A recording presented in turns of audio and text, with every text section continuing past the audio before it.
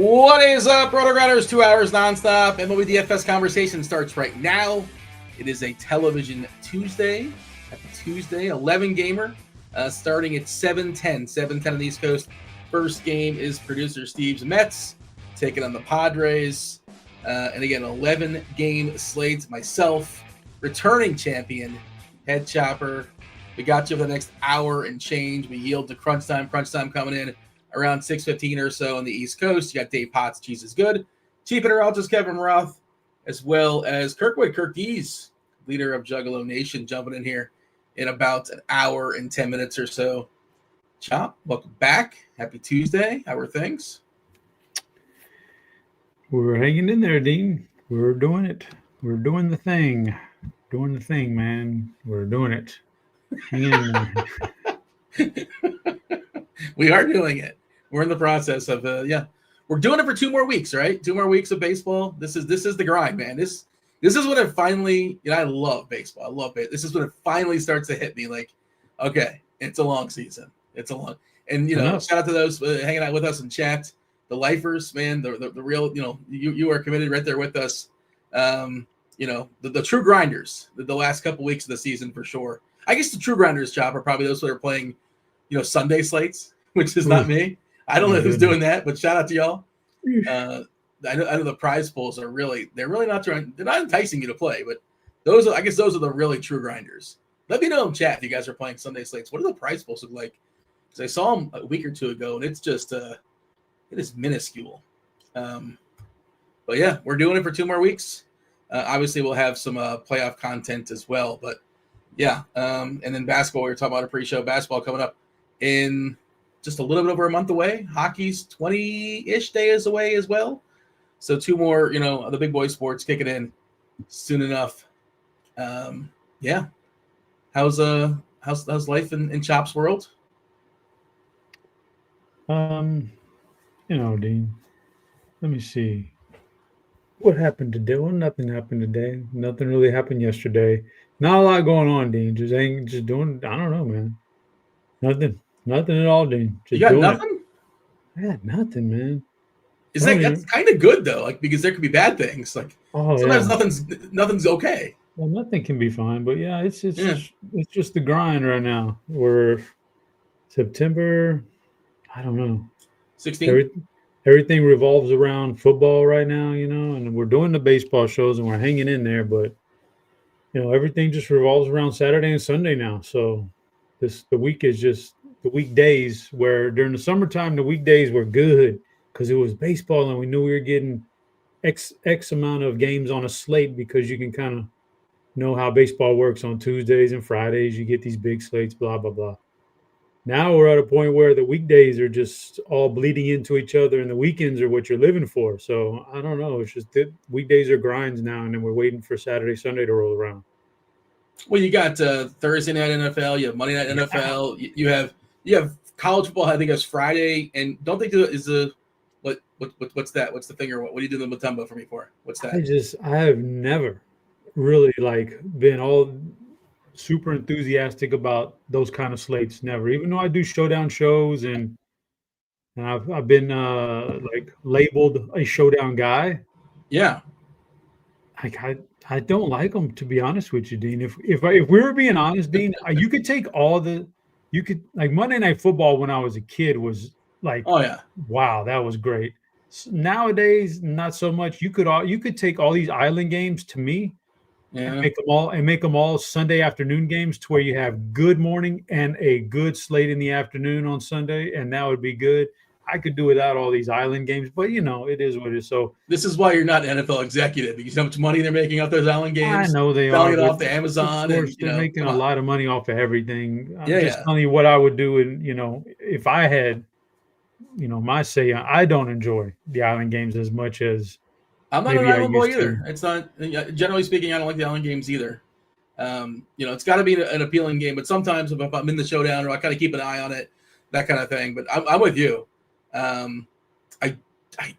like football, but sometimes one football game, just one football game and that's the only thing to watch. Sometimes it's interesting. Sometimes it's kind of boring. It's not, I know baseball gets that reputation as being boring, but About those games last night, that Houston Tampa game had a phenomenal ending to it.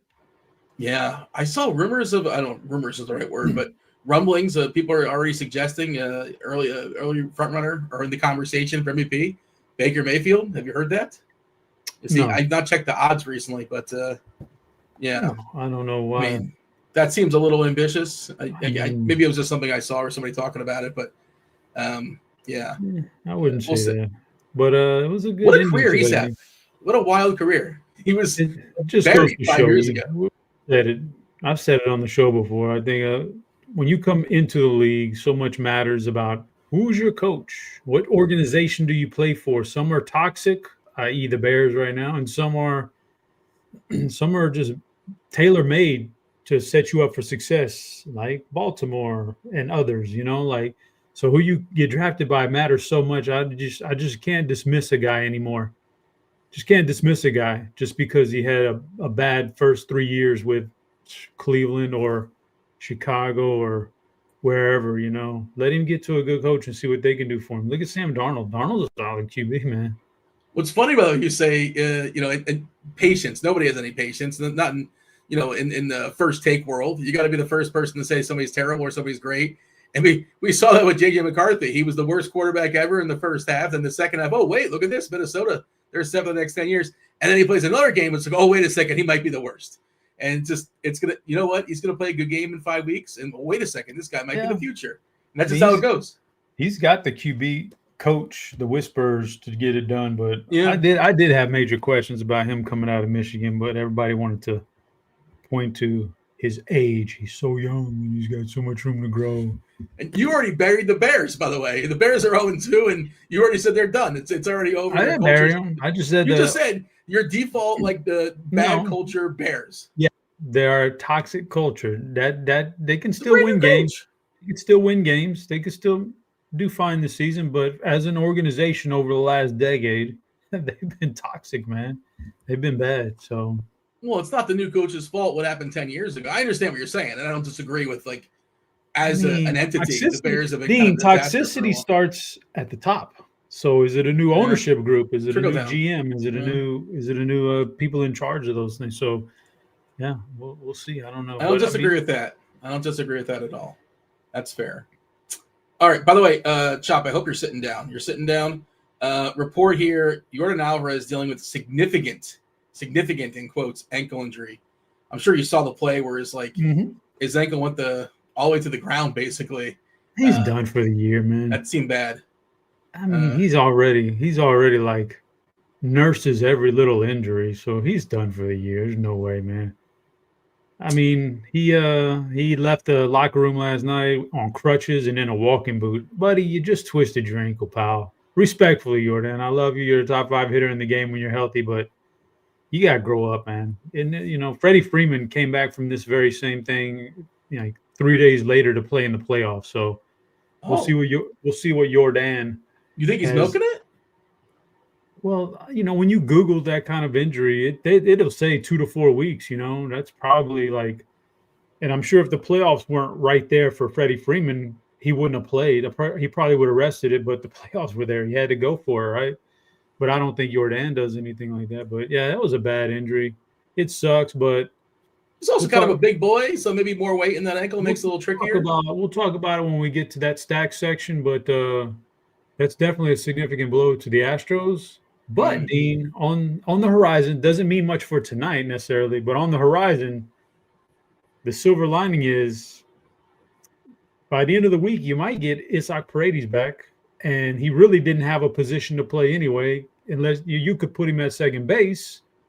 I don't think he had much range there, but they were going to try to. But now it just frees up a DH for him altogether, so he can just come back and not even worry about a hamstring, just hit the ball 5 times a game. So, that's a small silver lining, but that Jordan's probably done for the year, and that might be the nail in the coffin of the Astros, man. Just too many injuries. This year's been the craziest injury year I've ever seen. And there's no problem you make the playoffs. I think they have an 80% chance last I saw, mathematically. So you're probably going to be in the playoffs. And like you said, they're sputtering in, but you never really know when you get there. Okay. 11 gamer tonight. It is a television Tuesday. We did not drop the first clue. It's my bad. Get in the Discord channel. Tell me what TV show I'm talking about. First clue, Chop, is South. South is the first clue. RotoGrinders.com/Discord, the live stream chat channel. Tell me what TV show I'm talking about. You get yourself a week free of RotoGrinders Premium, RG Premium. Not just baseball, not just football, but all the goods. Football, baseball, basketball, all the sports, all the bells, all the whistles. You get the lineup HQ, the tags, Dave's article. You get Chops content, all the college football content, everything you can think of. SimLabs stuff.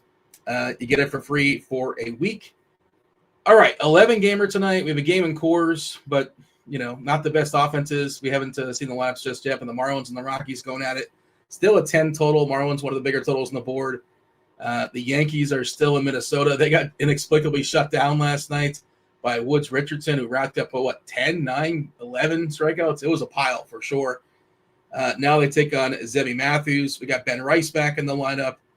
Volpe is also in that lineup there for the Yankees. Team total above 5, but not a lot of big totals on the board. Milwaukee over 5 against Dana for the Angels. And I don't know if you saw this, but Neto is now on the IL. Do you see what's left of this Angels team? Good Lord. Peraza, Trout, Ward, Adele, Ohapi, Christian Moore. Remember Carter Kieboom? Carter Kieboom is playing for the Angels tonight. Former Washington prospect. Denzer Guzman and Bryce Teodosio. Good Lord, this Angels team is dreadful, and they're almost 3-1 dogs here. Milwaukee minus 281. Fab Five Freddy Peralta is the most obvious play on the board. He did have 5 straight games with a clean slate, giving up no earned runs. Got punched in the face a little bit last time out, but he did strike out 9 in doing so. This seems like an incredible spot to bounce back. If you look at the Yellow Plate IQ, Chop, this Angels team, man, 26.9% strikeouts this year collectively against right-handers. Just one of these hitters in the green, 18.5% Rengifo. So that's actually the projected lineup. Hold on, this is going to change because it should be got to hit the refresh button. Does it go the other way? Does it get even higher than 26.9%? It is now 28.9%. Nobody, I didn't think I said Rengifo. Nobody in the green. Everybody in the red, Chop. Man, I was looking at betting Peralta's strikeouts, and it's I think it's like 8.5 or 7.5. 7.5 is like heavy juice on the over. On 7.5. This is just an incredible spot for him, and that sort of sets the table for the slate. I'm curious how you see it. Peralta looks really, really good. If there's one argument against him, I guess they tend to not send him beyond 6. 6 is kind of his max innings, that is. But he really should get the job done here in 6. Get that W as well. Your thoughts, Chop, as far as the old slate overview? Big overview, Dean. We're overviewing it. We are looking on top and looking down at an overview of the slate. Looks good, Dean. They don't call that guy Fastball Freddy for nothing. Put it like that. Just put it like that, Dean. They don't call him Fastball Freddy for nothing. Do they call him Fastball Freddy? You didn't know that was his nickname? I did not. I'm not sure if that was his nickname at all. But yeah, Fastball Freddy. Okay. Is that a Chop fact or a legit? I'm gonna confirm this. I'm gonna give it a Google. No offense. Please give it a little Google. And in the meantime, I'll just let you know there's a lot of pitching on this slate in all ranges of price tags that I actually like. So I don't know. I know as good as Freddie is, highest price pitcher on the board, man, it's going to be tough to narrow this thing down to 2 guys because I like a lot, and I could see myself saving a lot of money at pitcher too at the same time. So that's my overview. Is the pitching is just like all over the place with good options in all price ranges, and then you follow it up with, I guess maybe you figure out what hitting you want and then go back to pitching. So it's going to be tough to – I'm glad I'm playing 20 lineups and I don't have to narrow it down to just 1. I have to apologize, Chop. You were correct. It is Fastball Freddy, according to the AI Google. So that's my bad. That's on me. That was not a Chop fact. That was a legitimate legitimate fact there. And Woody did get his nickname from the Toy Story last night. In case you didn't know. That's real too. You've been mixing it up with real. You've been loading up real facts, and it throws me off. Have I ever faked a stat? You've done some job. Yeah, yes. Can you prove that? Can you prove that? I mean, I'm not going to go through the archives, but I'll point it out next time it happens. How about that? But you know, I feel like it's happened. Maybe somebody in chat can remind us of a famous chop factor too. We are seeing Peralta coming in at pretty heavy ownership, around 40%. Interesting that Yuri Perez is getting 19, being in course, but pretty good pitcher and the price. And we'll talk about it, right? Because as the SP2 on DK, it's either Yuri Perez or Erod, I think, if you're stepping down. Ohtani's AK, which is pretty fair. I'm like, he's got a really good price on FanDuel as well. Not sure if he's going to get that quality start. Not sure if he really can get the quality start. He would have to be crazy efficient to go 6. I think he's 7-7 over there. It really opens things up. But, like, I don't think the pitching is as deep as you're suggesting. I like Logan Gilbert a lot. I just don't love the Royals as a team because they're just pretty contact heavy. They're not a team I'm afraid of. But if you look at the contact stuff, 16.9% this team strikes out collectively. Just not a big number at all. The first 5 hitters are all in the teens as well. Nobody in the red. Now, Gilbert does have, I think this is a career high, 34% as far as the strikeout. So in theory, I guess he can get there. Last year he was at 27%, so it's a big jump. He's on the road as well. It is a good ballpark to pitch in, but I believe he's a better pitcher at home. That would make sense to me in T-Mobile. Beyond, I guess Erod or Yuri Perez, if you're going to spend down at SP2. Is it one of those two, or is there somebody behind like secret door number 3? There's some secret doors out there, Dean. Okay. There's some secret doors. Yeah, I'm going to let you know when you actually get the pitching. I don't want to waste my bullets right now. That's where we're at. We're at the pitching. Oh, we're at the pitching? Yeah, let's do it. Let me start off at the top then. I agree with your assessment of Logan Gilbert in terms of he's good, but tonight might not be the night. He strikes out so many guys. Certainly can keep him in the player pool and in the conversation for SP1, but these guys, these Seattle pitchers, typically there's this switch that gets flipped when they're away from home, and then when they're at home. When they're at home, they're just like all Cy Young guys, and when they're on the road, some of them kind of tend to struggle a little bit. You get that tonight against, like you said, contact heavy. The Royals aren't punting this year just yet. They are. They're still in that wild card hunt. They think they got a shot at, so they're going to keep running out as good of a lineup as they can. Chop 0.2% according to Fangraphs to make the playoffs. This is the old Jim Carrey, right? But that's not to us. That might matter to the manager running out the lineup every day. Yeah, he's not punting this year just yet. They'd have to be eliminated completely, and even then, you're still gonna have a little pride. So they're still gonna run out a good lineup or the best lineup they can. I don't know. So Logan Gilbert's kind of like, Peralta, you mentioned on all that. He's a great option, just everything you said. I mean, the only thing I could poke a hole in is the 10-5 salary on DraftKings is $500 more expensive than anybody else. So that gets you there. When I go down there a couple levels, Sanchez, I don't want tonight against the Dodgers.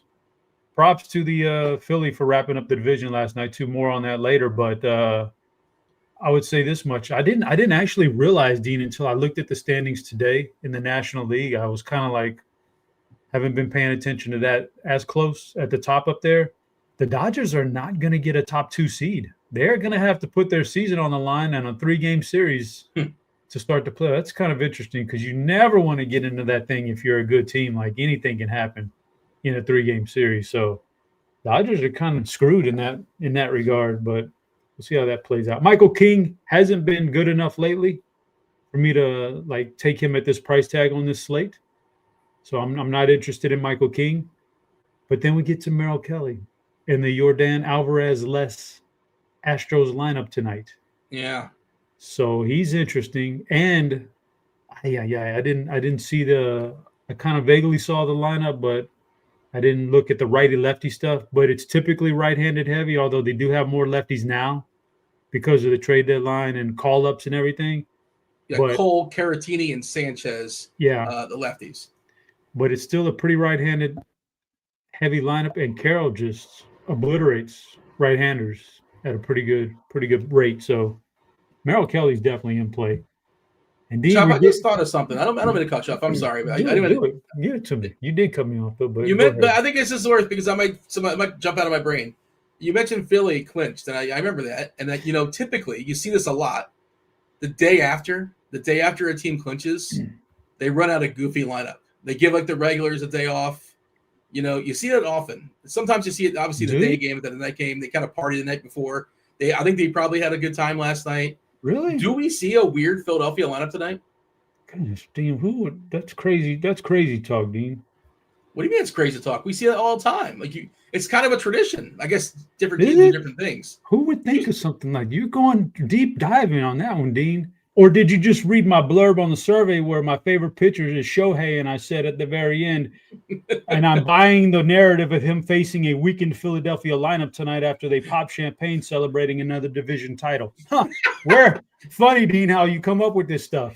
Busted, you got me. I don't know, but people have said before that I steal and repackage other people's content. Well, I think that's just like two people having a similar thought. I actually was on the expert survey, but I try to intentionally not read other people's stuff, because there it is. Producer's team, he knew exactly what GIF I was going with, the old Watts or what. I think that's. And I'm just trying to think about that from a gambling perspective. They're only minus 137. I already put I got it before the line moved, Dean. I wonder what the history is of Philadelphia, like different managers. Even if some of the guys are in there that normally are, man, they partied last night. Well, they partied in the locker room at the very least. Yeah, they had some beers late into the night. But anyway, that's beyond. That's probably some of these guys. I mean, they just sort of that's kind of just the lifestyle for some of them, But that takes me to the next tier of pitchers. Yeah, which is the mid-range, which Shohei's in there, and I like him, and I'm complaining tonight, and that's one of the reasons why. Not only that, but the guy has the most efficient strikeout stuff on the whole slate anyway. And I don't know if you've seen the pitch counts being ramped up a little bit. Like, I don't know what their goal is for him in the playoffs pitching, but they're ramping up the pitches. So I think he doesn't have to be as efficient as he once was earlier in the year. So I do like Shohei in that 8K range is great. In that same range, Schlitter, I mean, he's solid. Like, I don't love it, but he's solid. Andrew Abbott doesn't strike out as many guys as I'd like, but he's a pretty solid pitcher too, and gets to St. Louis in a pitcher's ballpark more or less with this weather. So, yeah, that mid-range to me, those three guys stand out. And then we go down to the cheaper range. Yeah, I can get you some cheapies too, man. You asked what was behind door 1 or door 2. Yeah. I definitely don't mind Yuri Perez as a GPP, like GPP only option. He's got the potential to do it against a weaker Colorado lineup. But the other guys that stand out to me in the cheap range, Dean Kremer, he hasn't been bad this year. He's actually been pretty good. I like the matchup, so I could see Kremer being an okay play, super cheap. And in the same game, Shane Smith as a GPP option. Again, some of the numbers aren't there, don't look great, but I think Baltimore is a team that's kind of like sleepwalking through the rest of this year with a week and a half, 2 weeks left. Westberg is back, just for the record. You haven't seen him in a while. Batting cleanup. Yeah, Shane Smith, he's been really good for over a month now.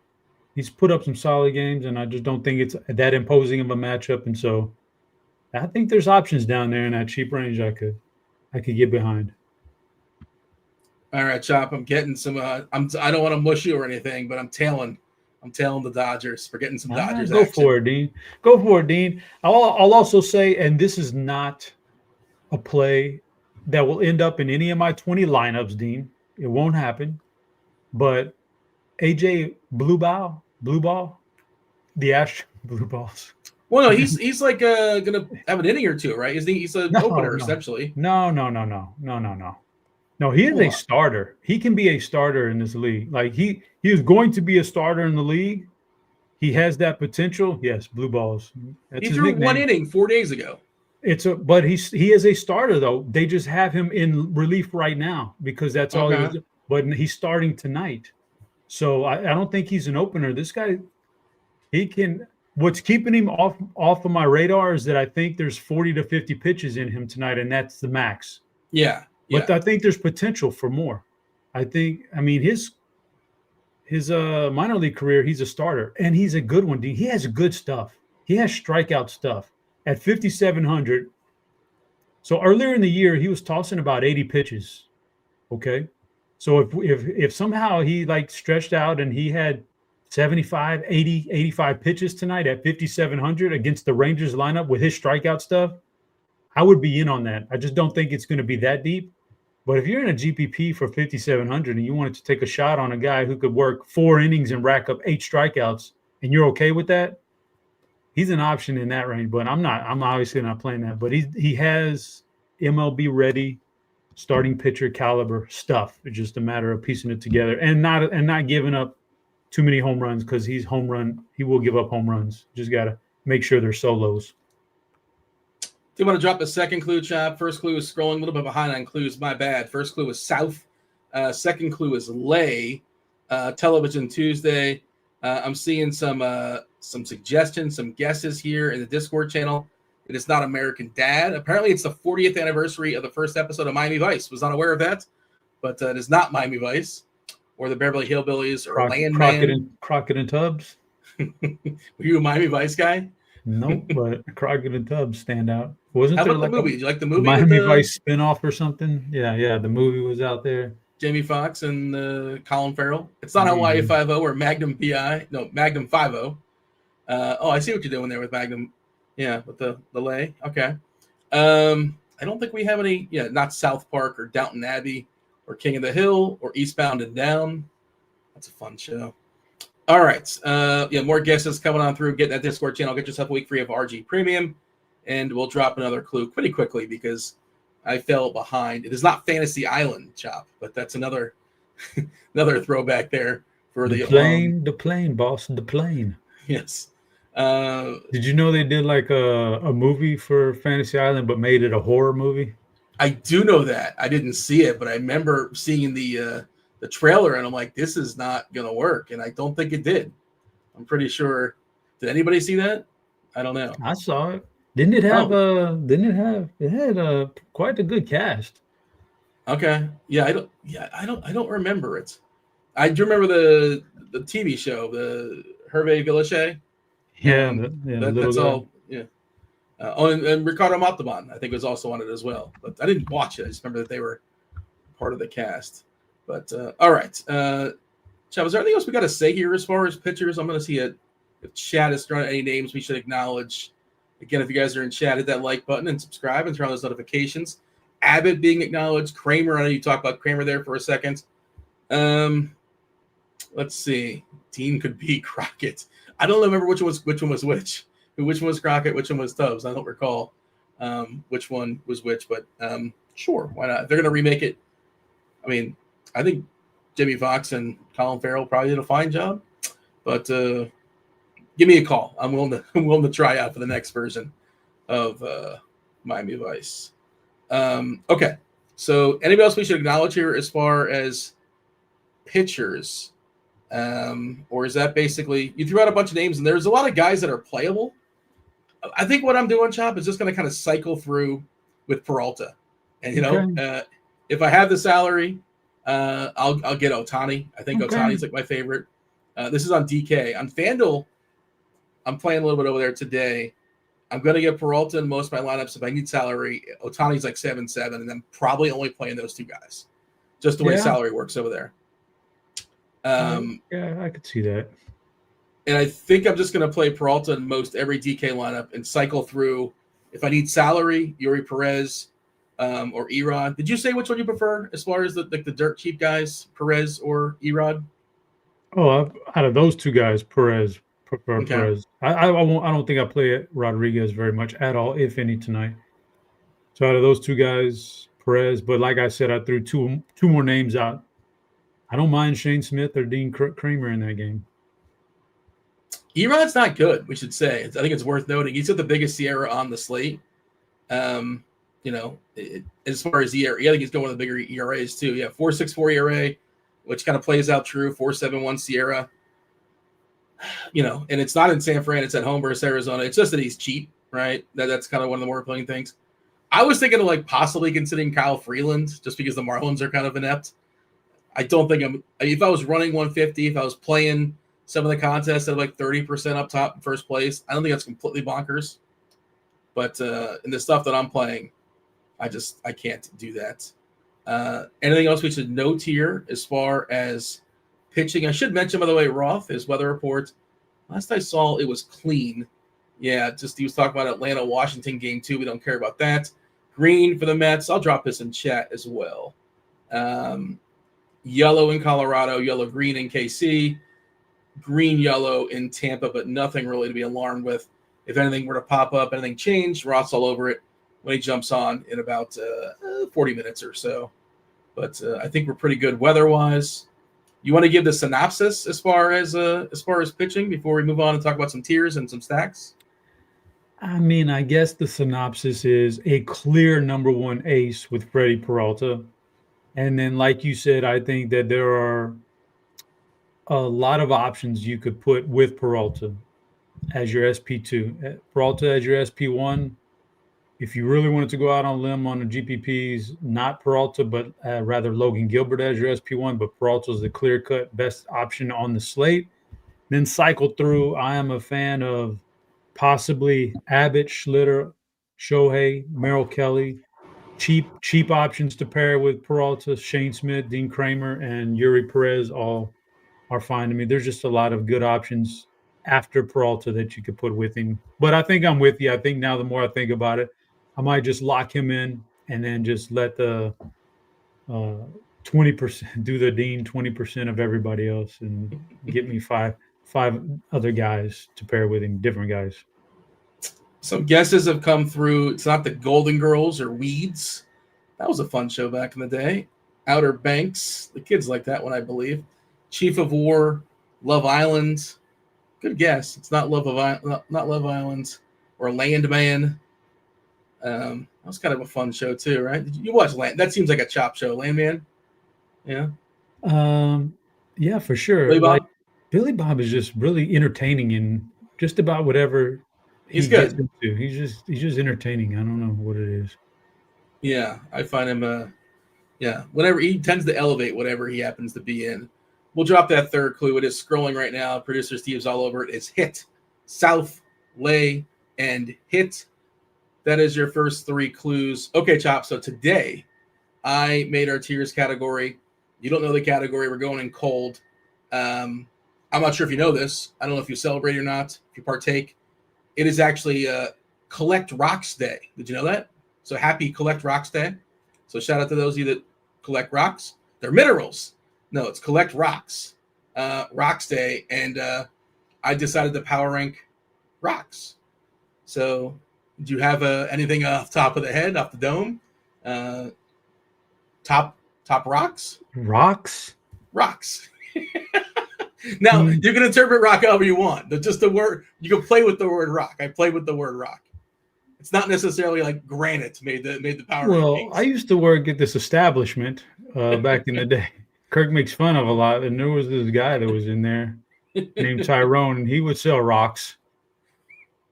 And he tried to get me to sample one time, but I was like, no, man, I ain't messing with that, brother. So I don't know, Dean, but I don't know, like. You got me, or you caught me off guard with this one. I have nothing like. Steve caught my reference, by the way. Shout out to producer Steve on top of it. And if you had over 1.5 Breaking Bad gifts, cash your tickets. That was pretty easy. That was an alt line, I think. So yeah, Chop. There is the board. Again, you could have a little fun. Oh, okay, you got me. I thought it was something else. Yeah. Yeah. What? So what? What? Yeah. So you see the board it's been revealed. Chris Rock. You can play. Did I get the thing? You did. Oh my God! Look at you. The chat back on top. I'm back on top. Nobody in chat got it. You got today's Television Tuesday. Look at you, Chop. You're on fire. Yeah, guesses are coming through. You nailed it. Wow, that is impressive. Steve said yes with like 6 exclamation points. So that was I thought it was kind of a tough one. There it is. It was tough. I told Dean after I didn't know the answer. I was like, I would have never guessed that. So Shout out to Chop. So yeah, number one power ranking rocks. Chris Rock. Who doesn't like Chris Rock? Chris Rock in the one hole. 30 Rock, spectacular TV show back in the day. School of Rock, perfectly fine movie with Jack Black. Rockstar. You remember Rockstar, right? I imagine you remember Rockstar, starring that was Wahlberg? Mark Wahlberg, yeah, which was kind of loosely based off of the Judas Priest thing. Judas Priest, they replaced their lead singer Rob Halford with a fan, and also it was done a couple times. This wasn't with the movie, but remember Journey replaced their lead singer. They found a dude on the internet from the Philippines. Remember that? Who was really good at karaoke. Do you know this story? It's pretty fascinating. Yeah, Steve Perry is no longer with Journey. They replaced him with a guy from the Philippines. Karaoke's huge in the Philippines. This is like a side note. So Rockstar in the four hole, and Rock of Ages. It's a mega cast, like an awesome cast. Tom Cruise is in it. Walter White's in it. To be fair, I only lasted like 10 minutes. I tapped out really quickly. It's a musical, so I have some kind of bias. I'm not a big fan of musicals, but that's why Rock of Ages is in the 5 hole. I don't know if you've seen Rock of Ages or Rockstar, but Rockstar, not so much. Rock of Ages, Dean, I would slightly disagree with that one. I did see the movie. It was all right. I actually saw. Is it okay? I actually saw the show in Vegas that it's based off of. Okay, well, that's probably more fun. Oh yeah, for sure. Yeah. So it's interesting. School of Rock. I think you're on that one. Chris Rock. He used to be really good. He's kind of gotten a little corny over the years, but that's to be expected. So he's a legacy pick. Okay, legacy, fine. Could have went with like Third Rock from the Sun, Rock Hudson. I don't know much about. I know he was an actor. Rock and Roll, Rock the Casbah. Those are also receiving votes. Or The Rock, or either the movie or the actor. All right, let's go ahead and throw some teams and some tiers here, Chop. We have, let's see, about 30 minutes until crunch time jumps in here, so we have plenty of time. Oodles of time. There you go. There's producer Steve showing the Will Smith. I'm not somebody that makes an appointment to watch the Oscars, but I happen to be watching the Oscars, and I did see that live, and that was interesting. You got to keep your wife's name out of my mouth. Okay, so let's throw some teams and some tiers here, Chop. We have 22 teams to throw into the Rock tiers. Team number one, the two teams we're choosing from, it's the Padres and the Mets. We're expecting Clay Holmes to open this game, and they're saying that Manaea is going to be, I guess, the bulk guy, or like the piggyback guy, if you want to say it that way. On the other side, it's Mike King. King against the Mets, the Padres, on the road here in New York. 8 total. There's some big names, but I don't think either one of these offenses are really going to get played much on this slate.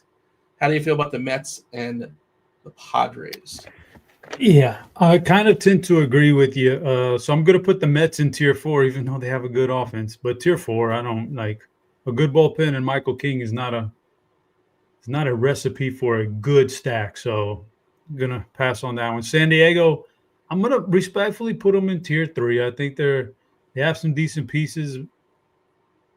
Clay Holmes kind of stinkish, and the Mets just dwindling right now, like running on fumes. So I don't want to put them too high, but I certainly don't want to put them too low. So they're going to go in tier 3. Producer Steve in the chat says pop star greater than the rock star. Is that the Andy Samberg, but pop star never stop popping? Is that what he's referencing? I think that's what he's referencing, which is an underrated comedy that nobody ever talks about, but it's kind of a fun one. There you go. You know what I'm talking about, Chop? Never stop popping. So I mean, I think I know what you're talking about, but I never saw it. It's an absurd. If you like absurd comedies, it's kind of just turn your brain off, that kind of thing. It's pretty fun. Okay, 2 teams. We got the Padres and School of Rock. You said the Mets and Rockstar. Like we always talk about, we don't really like picking on that San Diego bullpen, which we highly respect these days. Okay, next game up is Toronto. Toronto and Tampa. Kind of a low total for this ballpark, right? This ballpark we think is a more offensive-leaning Ryan Pepio at home versus Jose Barrios. Kind of a crosswind, but nothing terrible when it comes to the weather. It's in the 80s, in South Florida, and I say minor league ballpark, but it mimics Yankee Stadium, so we know about the right field line being really positive towards lefty power. Pepio versus Barrios, Rays, Blue Jays. What do you got? The Rays are a tier 4 team for me. I don't know, just not that interested in them right now. Toronto's a lot more interesting. The ballpark itself, Dean, while it's good, it's good dimensions. We're not in the summertime anymore. In the middle of the summer, this was like the best ballpark in the major leagues, basically, for home runs or for offense.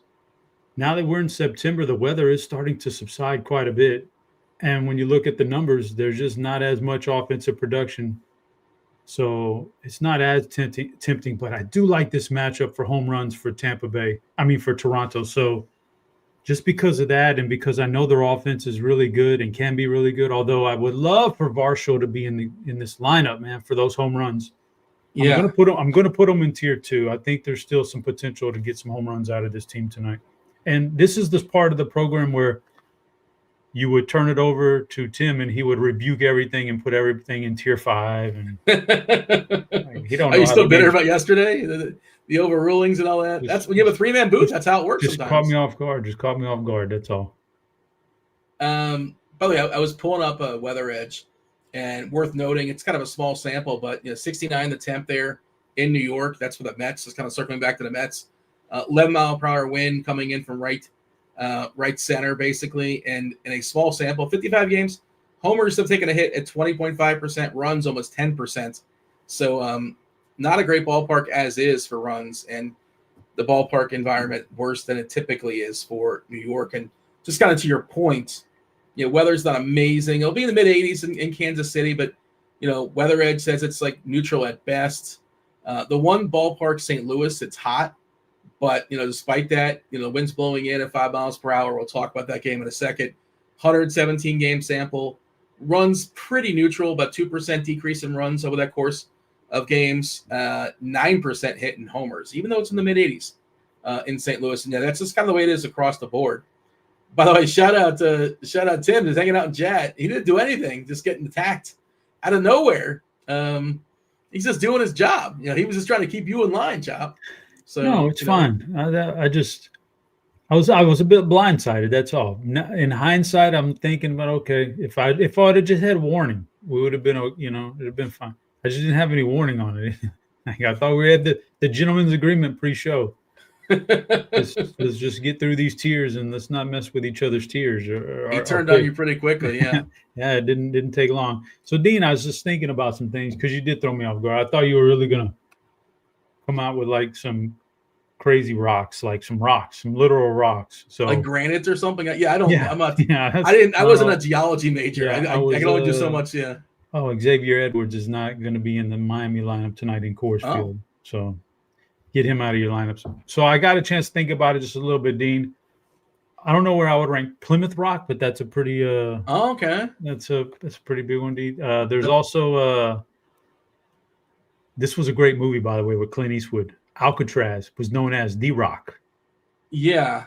I don't think I've seen it. No. I mean, I've seen Welcome to the Rock, Sean Connery. Welcome to the Rock. That's not what? Well, he says Welcome to the Rock. It's called The Rock, but yeah, I mean, I just Sean Connery Alcatraz movie where he goes back as with Nicolas Cage. Yeah, that's The Rock. That was a great movie. Yes, that was another one I was going to put, but that was phenomenal. The Rock. That was pretty good. That was actually pretty good. It was very good. It was very good. There's a.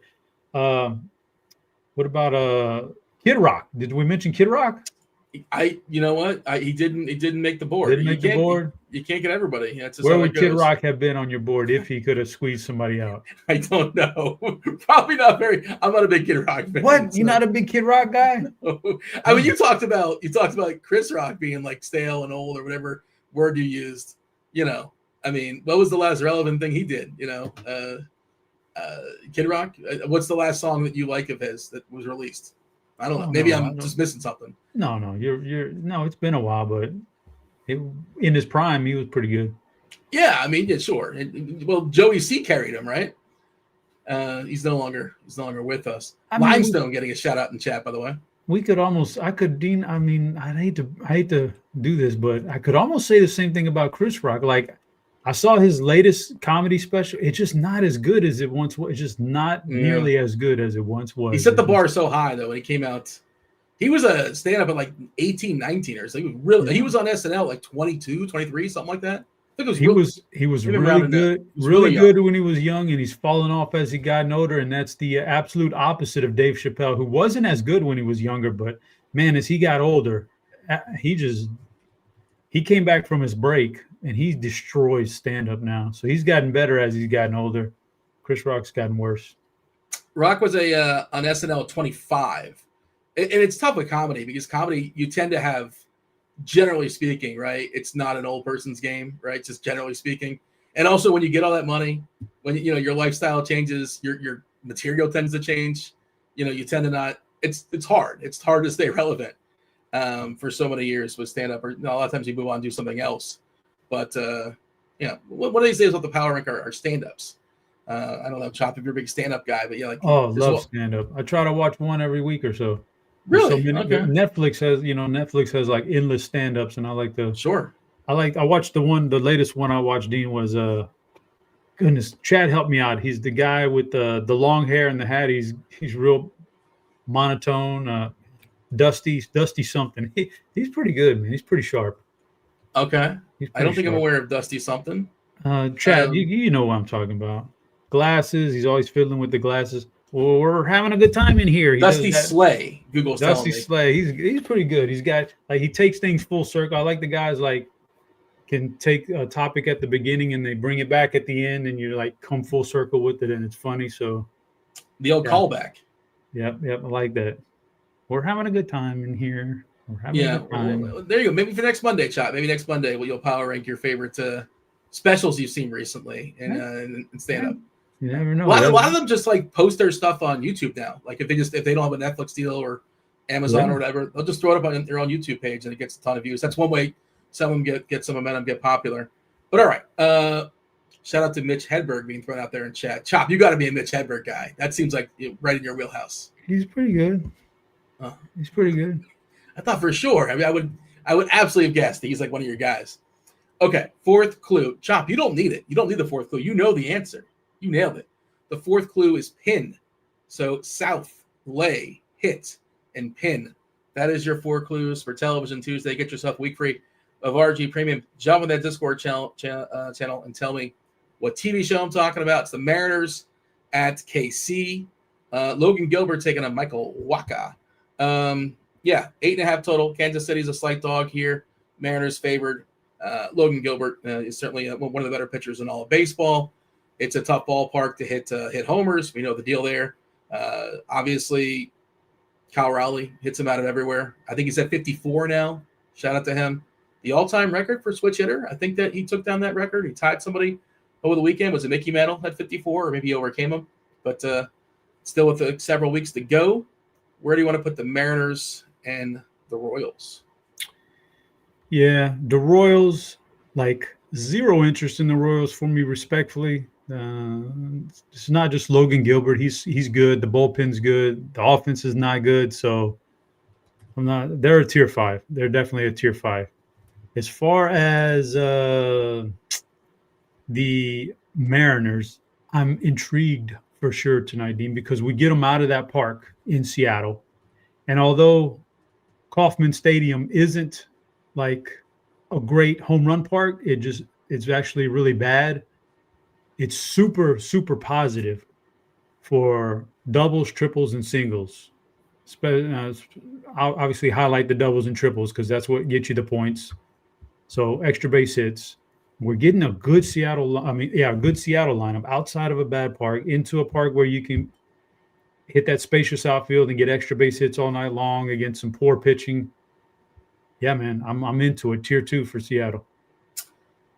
Yeah, I think Seattle's kind of interesting for large field stuff as well. I agree with you. Wacha, big fly ball guy, and just really, really lucky, and obviously protected by his ballpark to some degree, but 7.1% homer to fly ball in the season. That's why he's only given up 0.85 homer per 9. And it's in the Sierra. The Sierra is telling us it's 4.56 as opposed to his ERA. It's 3.47. Even the BABIP 279 is pretty lucky. The xFIP is at 4.5. So, he's just been lucky as far as his homer to fly ball stuff. And I do think it's interesting to kind of bet on the variance of that going the other way one of these days. We did say, like you said, terrible environment. And it's not even like great as far as the temp. It's bad. It's as is the standard, and it's even worse. But we have seen Seattle. It's happened before. Like, they have that home ballpark that's not great for homers, and they get the job done every once in a while. We did get a winner in the Discord channel. Shout out to, this is a repeat winner. Alex the Don took it down in 4 clues for Television Tuesday. Appreciate your guesses. We'll explain that, how we got there soon enough before crunch time comes in about 20 minutes or so. More games coming on through. Still no teams. Nobody in Chris Rock just yet. Baltimore, the White Sox, Dean Kramer versus Shane Smith. Coin toss here. Chicago is the slight favorite. You talked about Baltimore kind of mailed it in. Yeah, it's been a massively disappointing season for them. Jordan Westberg is back tonight.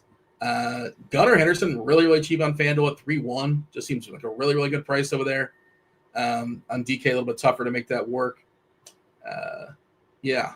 Baltimore, Chicago, anybody? I'm guessing the streak's going to continue, that nobody jumps into tier 1, but you tell me. Nobody's jumping into tier 1 here. Nobody's jumping into tier 1. Here's what I would tell you about this game, Dean. Baltimore is a tier 3. I've mentioned in the pitching section, I kind of like Shane Smith, but I could also see Baltimore doing well. So I think it's one of those you could play either or in your lineup type things. Baltimore's a tier 3. The White Sox, I just don't have any interest in. That's a tier 5. So typically when we get a tier 5, Dean, it is prime breeding ground for a chopper knocker blocker. Oh, here we do. Here we go. Here we go. Bit of a special one today, Dean. Not a dominant, like totally shut down out of that Baltimore bullpen. Like, this is the guy. But I want to give a shout out to Dietrich Inns, 34-year-old right-hander, Dean. The numbers are good. 3.43 xFIP, 23.6% K rate. Here's what I wanted. He was in 2017. He made a start, and then never seen him again until 2021, where he ate up like 22 innings or something out of the bullpen, and then never saw him again until this year, Dean. Like, he took like 2 hiatuses for like 3 or 4 years each, and he went to Japan. He went to Korea. He went and played some independent ball. He changed up his arsenal. He got rid of some of his 4-seamer and replaced it with a changeup. He came back this year, and he's an actual good bullpen arm. It's a heck of a story to, like, you know what I'm saying? Like, it's a great story. Like, the guy was dead to rights, just couldn't get in the big leagues, had some chances, didn't take it, just didn't have what it took, but he stuck with it, man. And now he's back.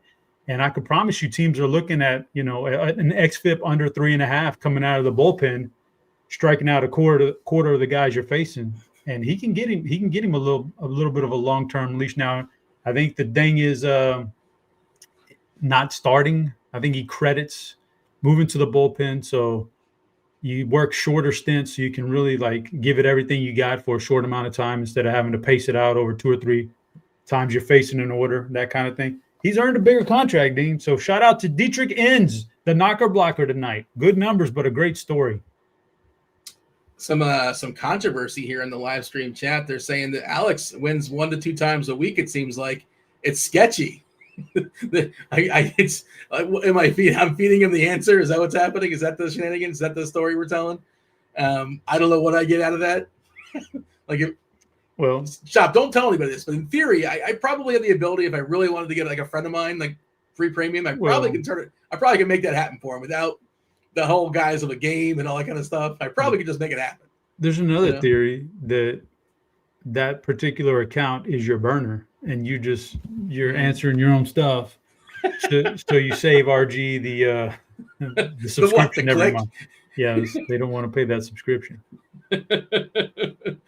I mean, it seems like a lot of unnecessary work. Like, I could just, say, hey, I could just put one call in, I think, and just make it happen. But it's the whole charade of the game, I suppose. But what happens when somebody else actually legitimately wins? And then what? I didn't give him the answer that day. Is that the story? All right. You mentioned Edwards not in the Miami lineup today, which is of note. We're projecting him to start.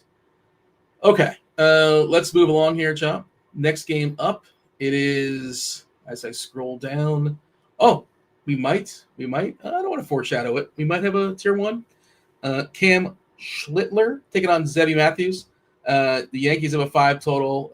Grisham, Judge, Rice back in there. Bellinger, Stanton, Jazz, McMahon, Volpe, and Wells taking on Zebby. And some cheap Twins with also Byron Buxton. I think is pretty interesting. Small sample. We've seen Schlittler being reverse splitsy and kind of too many walks as well. So you're probably thinking about Larnach or your guys like Wallner. But I think the righties, especially Buxton, really, really interesting tournament play. But the Yankees are my favorite team on the slate, much like everybody else, I think. Most everybody else. We'll see. You tell me. I love the Yankees today. I'm just going to load up. How do you feel? Yeah, I mean, they're good. Yeah, they're probably one of the best on the slate. But starting off with Minnesota, that's a clear low-level stack. That's a tier 4. So put them down there in tier 4. Swifting over to the Yankees. Yes, I do like this stack a lot. They are going to be the first tier 1. There's just too much options for home runs in this lineup, especially against this particular pitcher. And so, there's just like so many guys in that lineup that can hit home run. Like when we look at home run numbers and odds, and they've got the best odds as a team to lead this slate tonight in overall home runs. So you just kind of got to get a piece of it. That's all you got to do. And they've got the bats to do it. So shouldn't be that hard. Weak bullpen too. Minnesota traded away their best closers are their best relievers, period, at the deadline. So you're getting a benefit there when Zebby gets out of that game, assuming he doesn't do like Simeon Woods Richardson and shuts him down tonight, which I don't think happens. So Yankees are a tier 1. Got to put them in tier 1. So let's get it going. And yes, they are going to be popular, but the numbers right now dictate that Miami is going to be the more popular stack. So they're not the most owned stack tonight.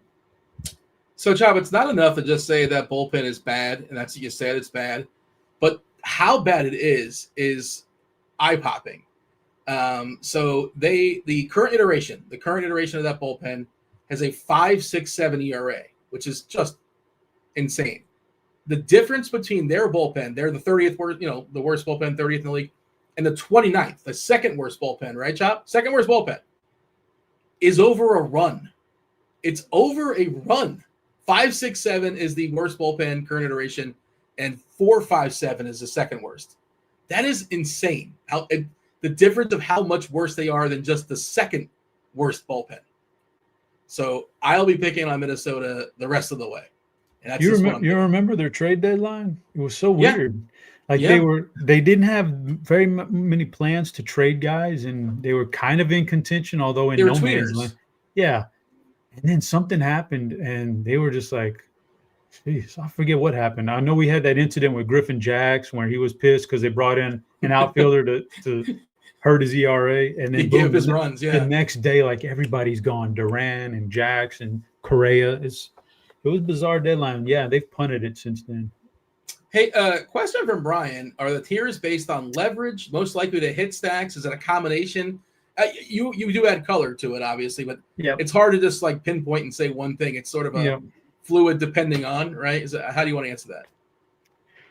Great question, Brian. Let me get into it. Here's what I would say about that. Most of the time, this is just about my pure thoughts of what the stack can do. Home runs, extra base hits, racking up points, whatever, putting runs on the board to help you in a GPP. When I see big numbers, ownership-wise, that are way too low or way too high, or there's a leverage spot against a pitcher or something like that, I'll point it out and I'll bump that team up a little bit more, and I'll let you know why I bumped them up a little bit more. But that's not the norm. That's every once in a while. Usually this is just based on like typically what do I see out of this stack tonight? What can they get it done, or do I think more times than not Minnesota's going to end up down in the bottom tier here because they're just not that good or whatever. So the leverage definitely plays a part sometimes, and I'll definitely point that out to you. But most of it is raw production. What can I get out of extra base? And I don't want singles, and I don't necessarily want walks, although walks can help a stack because it gets starting pitcher out early. It's a whole big thing.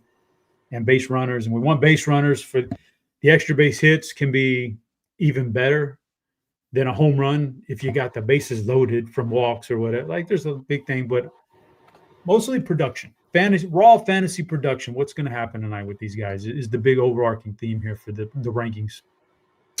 Angels Brewers 8.5 total. Freddie Peralta almost a 3-1 favorite. We talked about this Angels team being terrible, striking out at almost like a historic number. They also lost Zach Neto, Peraza leading off.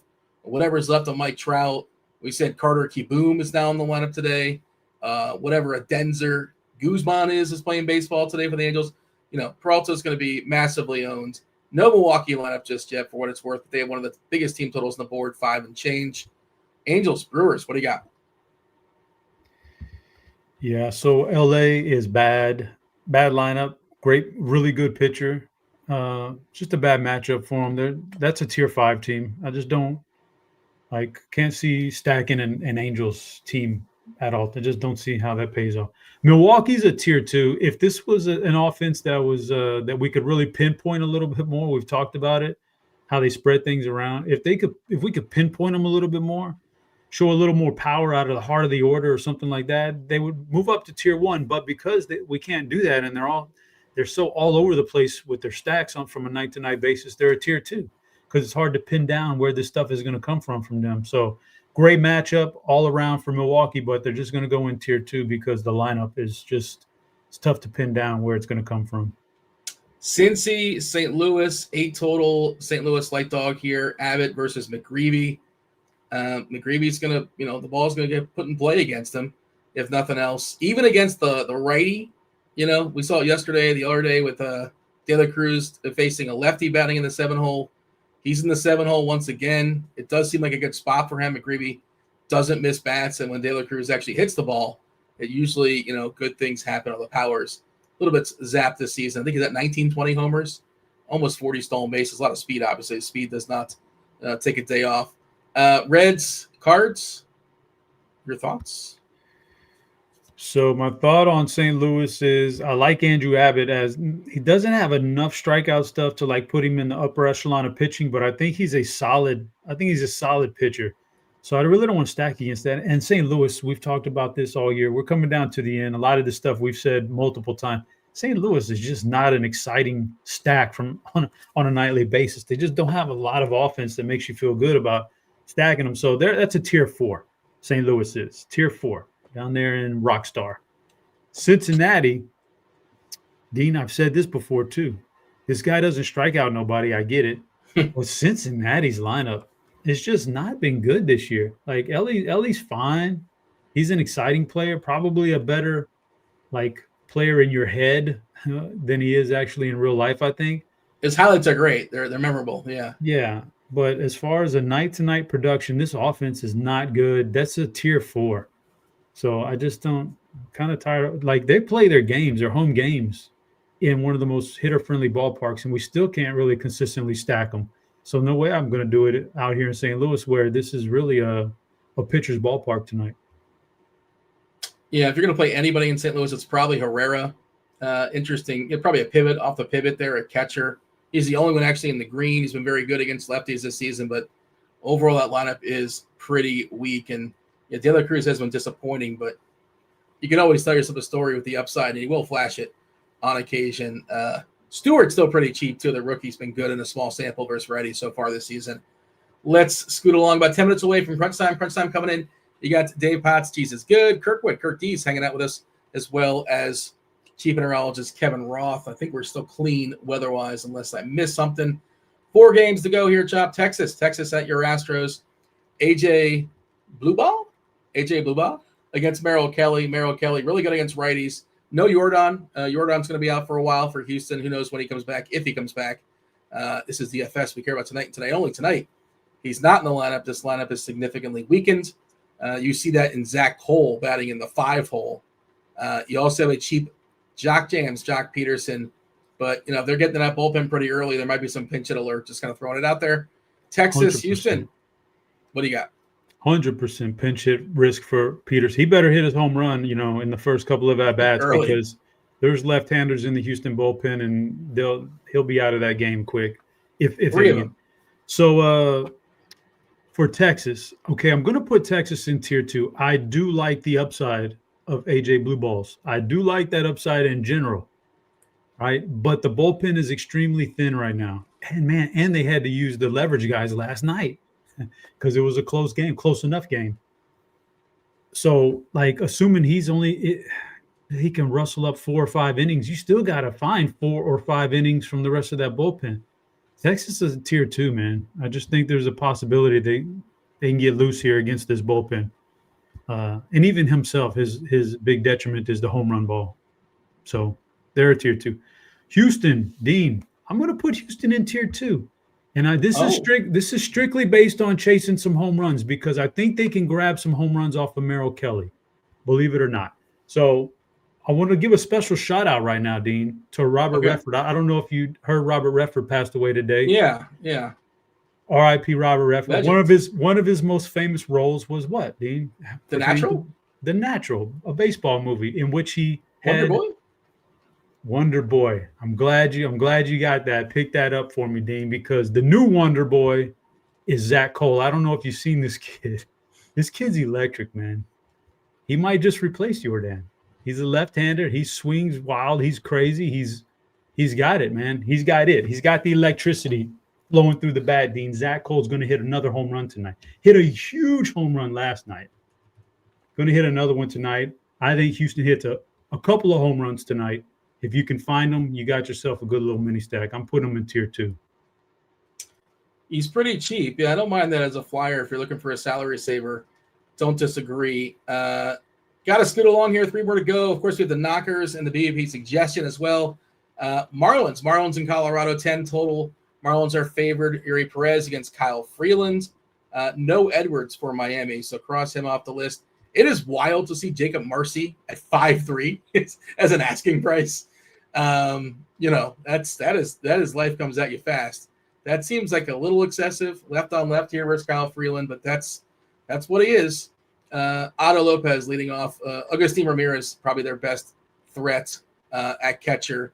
Marlins, Rockies, what do you got? Yeah, I love Ramirez. Love that part of it. I think there's pieces to this stack that I like from Miami, so they're going to put them in tier 1.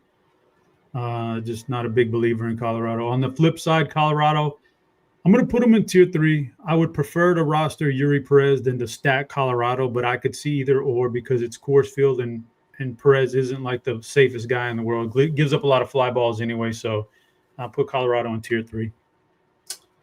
Never dropped the 5th clue, by the way, for Television Tuesday. It is match. We already had a winner, but let's go ahead and scroll it. We'll explain it soon enough. Crunch time is actually early. They've assembled early. First pitch not till 7:10 of the East Coast. So they're going to be in the bullpen just for a few minutes. They're coming in here shortly. We have a couple more games to go. We'll recap the board. We'll tell you guys, we'll tell you the knockers, the old BBP suggestion, and we'll explain how we got to today's Television Tuesday. No Giants lineup just yet. They're taking on the D-backs. 9 is the total. Arizona, the slight favorite. Erod, Eduardo Rodriguez, is one of the default, SB2 cheapies, although he's one of the worst pitchers on the slate by the numbers. We talked about Yuri Perez being the other one as an option as a cheap SB2 to make stuff work. How do you have Arizona and San Fran? More offense for me in this game. I like offense in this game. I'm going to put both of these teams in tier 2. Eduardo Rodriguez just not very impressive anymore. Can't strike the guys out like he used to. All of his underlying numbers aren't very good. San Francisco's relatively hot. I like that. And Arizona's still fighting, man, and still got pieces to the stack. Even though they traded away a couple guys at the deadline, they still got pieces to that team on offense that are good. They're a tier 2 going against whatever combination of openers and relievers and long guys that San Fran's going to throw out. I think Arizona's all right. Tier 2 for both of these teams. Last game on the slate, Dodgers, Phillies. No Phillies lineup just yet. Ohtani versus Christopher Sanchez. We kind of talked about it. You wrote about it today in the survey. Everybody read that, of course. We're speculating. We think there's a chance we might get the old hangover lineup, the day after lineup. Maybe we get some goofiness from Philadelphia. Traditionally, some teams will roll out some nonsense. They'll rest some of their regulars. the day after you clinch a pennant. For those that are speculating in those markets, myself and Chop both hit the Dodgers up. I even got the run line too. I was getting frisky here. I played a little run line as well, Chop. It was too good. It was too tasty. Philadelphia versus LA, Christopher Sanchez versus Ohtani. Where do you have the Dodgers and the Phillies? Oh, you got some tasty giblets. You got some tasty giblets over there, dude. And the run line is it's a tempting it's a tempting mistress. It's nice. Philly's offense is a tier 5 for me. I don't want any piece of that tonight. No, thank you. The Dodgers, the only thing that holds them back for me is I think Christopher Sanchez is still a good pitcher, and it is kind of a tough matchup for them the way he comes at them from that left-hand side, all 6'7" of him or whatever it is. So I'm going to put the Dodgers in tier 4, but I do think the Dodgers still win this game, like you said. And so, and I think Philly doesn't put up much run production on offense. The absence of Will Smith certainly is a big effect. Warford doing the catching there for LA. Rushing is dinged as well. So not the best lineup for LA. And also no Muncy left on left. He's Muncy in the middle of nowhere, right on the bench. Ohtani, Betts, Teoscar, Freeman, Edmund, Call, Pajes, but a big homer the other night. Enrique Kike Hernandez, and then the aforementioned Rortvedt. Okay, going to go ahead and recap the board. Going to tell the people how we got to today's Television Tuesday. And what everybody wants is the knockers, as well as the old BBP suggestion right before crunch time comes in. So today, I know you all have been celebrating all day. Collect Rocks Day. It's Collect Rocks Day, so we power ranked rocks. Chris Rock tier 1, just 2 teams, the Marlins and the Yankees. It's like 2003 all over again with the World Series. 30 Rock. We have Toronto, Seattle, Houston, Milwaukee, Texas, Arizona, San Fran. Very popular tier 2. School of Rock. Shout out Mr. Schneebly. That's San Diego, Baltimore, Colorado. Rockstar. That's the Mets, Tampa, Minnesota, St. Louis, Cincinnati, and the Dodgers. And in the gutter, and it's probably wasn't fair to me. I had to put something in 5. Rock of Ages. I haven't seen it. You said the actual presentation, the musical was pretty good when you cut it out there in Vegas. Kansas City, the Angels, Philadelphia, the White Sox. Today's Television Tuesday. 5 clues: South, lay, hit, pin, match. Earlier in the show, Chop, you mentioned something. You said you like when things come full circle. Well, today, of course, is Collect Rocks Day. Rock is kind of a theme. Television Tuesday. First clue is South. South, on a map, South is down. South is down on a map. Lay the smackdown. Lay the smackdown is a reference to something Dwayne "The Rock" Johnson said. That was one of his catchphrases. The TV show was actually named after his catchphrase. Clue number 3, hit. Hit would work as smack, or like they actually do hit each other on this TV show.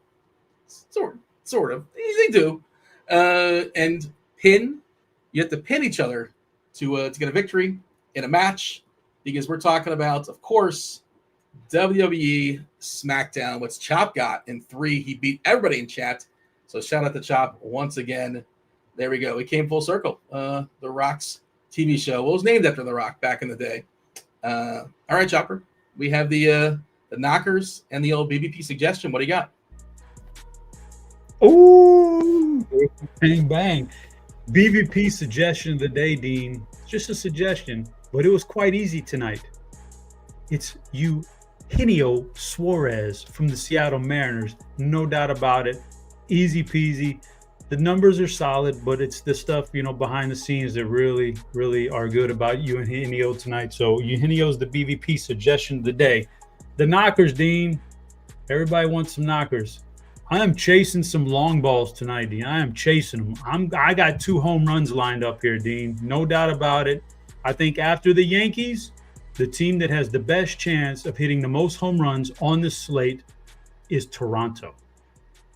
So I'm going with 2 Toronto players. George Springer, Addison Barger. I wish Varsho would have made the lineup, and I was tempted to put Alejandro Kirk in there, but I'm going Springer, Barger.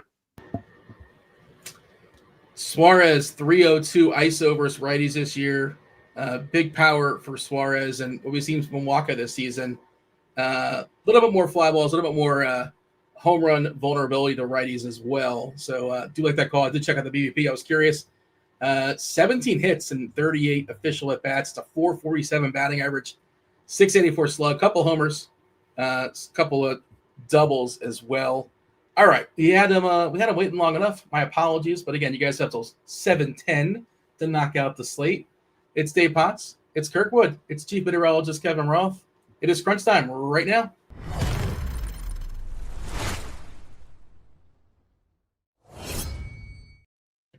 What's up, boys? Roth, what did you do on a Monday? Like typically Monday, you're doing a show. You had a night off. Was it weird to have or is it not weird? I assume every single Monday. It's very rare you don't have a show on Monday night. If nothing else, crunch time. I'm starting to have a lot of kid shit happening, like soccer games and ballet. And this show is becoming increasingly like I just need to start taking off some days. Otherwise, I'm the dickhead dad who doesn't show up for any events. So just needed a day off to go catch a little soccer. How old are the kids playing? Because is it like everybody is around the ball? Is that what kind of soccer are you talking about? Yeah, it's absolute chaos. It's fantastic. Yeah. Yeah. Nobody's like, there's no spacing. Nobody's thinking about spacing. No, none of that. Yeah. Yeah. Fair enough. Everything else good, Rob? Things are good. Yeah. Thank you. Potts, Kirkwood, we good? Good enough. We're good. Yeah. Yeah. Right. But Rock of Ages, the musical was pretty great. Was it? Rock of Ages, the movie could be at the bottom. I lasted about 10 minutes of the movie. And it's just not my thing, but like I remember that it was mostly not well liked. Like it had a great cast and just whatever reason didn't work. But the actual musical was pretty good. Chop, you said you saw that in Vegas? I did see it in Vegas. I saw it in Vegas. Vegas, it was very good. Yeah. Like that, it's just like that music, regardless of anything, is going to work better. Yeah, live. We were talking about Rockstar and the story. It was kind of loosely based off of Judas Priest replacing their lead singer. Halford left, and with a fan. And then I was talking about Dave. Is there a wilder story than Journey? Similar, like they found their lead singer Steve Perry left for whatever reason, and they found the dude off of YouTube. Remember the guy? They found the guy from the Philippines. And like, this guy sounds just like Steve Perry. Okay, we'll just take this guy. And now they've been touring forever with this guy. Yeah, I think that's the best way to do it. Just worldwide YouTube auditions. Yeah. I think every band with any opening should do that. And you will just find just the most random, amazing, ridiculous musicians in just you never would have found them otherwise. I think every band should do that forever. Yeah. Every once in a while I get in that rabbit hole on YouTube. Like you randomly just find like a musician, like, wow, this guy's awesome. How does nobody know this person exists? It's just a lot of talent out there. All right, Chop. Anything else before you step aside and get out here and make way for crunch time? They have 50 minutes, plenty of time to knock out tonight's 11 gamer. You got anything else for the road, or we're good to go? We out of here. That was Chop. I was Dean. This is crunch time. Roth, it is all yours. Good stuff as always. Welcome to it, ladies and gents. You know the drill. It's crunch time. It's two of the sharpest minds in the biz. Dave Potts, Cheeseisgood in the house. What up, Cheese? Not too much. Happy Tuesday. Thank you. Happy Tuesday to you. Just to be crystal clear, we do not care about game 2 of the Washington doubleheader for neither FanDuel nor DraftKings. That is correct. I mean, that is glorious. That made my day a whole lot better, honestly, because I'm not entirely sure what's going to happen on that one, but certainly a decent chance of a delay. Got Kirkdiese in the house as well. Kirkwood, how are you, good sir? Doing okay. Feeling a little busy right now with my kid. Got a lot of stuff going on as well. I liked your pictures of boats. You on the boats with the kids. That was great. Great. Really enjoyed that. Thank you. I appreciate that. Yeah. Cute, good looking family. Great looking family. Boat days are just the best days. You're out there, you're drinking a little, you're fishing, you're crabbing, you're seeing dolphins. Like it's tough to beat that, man. Yep.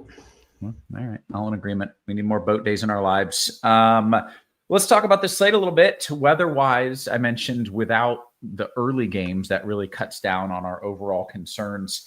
There's a chance of a delay in Kansas City, another chance of a delay in Colorado. I don't think either of those games are high enough risk that you need to do anything about. The Washington was the only one that really scared me. Kirkwood, do we want pitchers in Colorado or in Kansas City? Me personally, I like wouldn't say I like that, but I'm using a pitcher in Colorado, but I don't have to. I assume Logan Gilbert's against in Kansas City.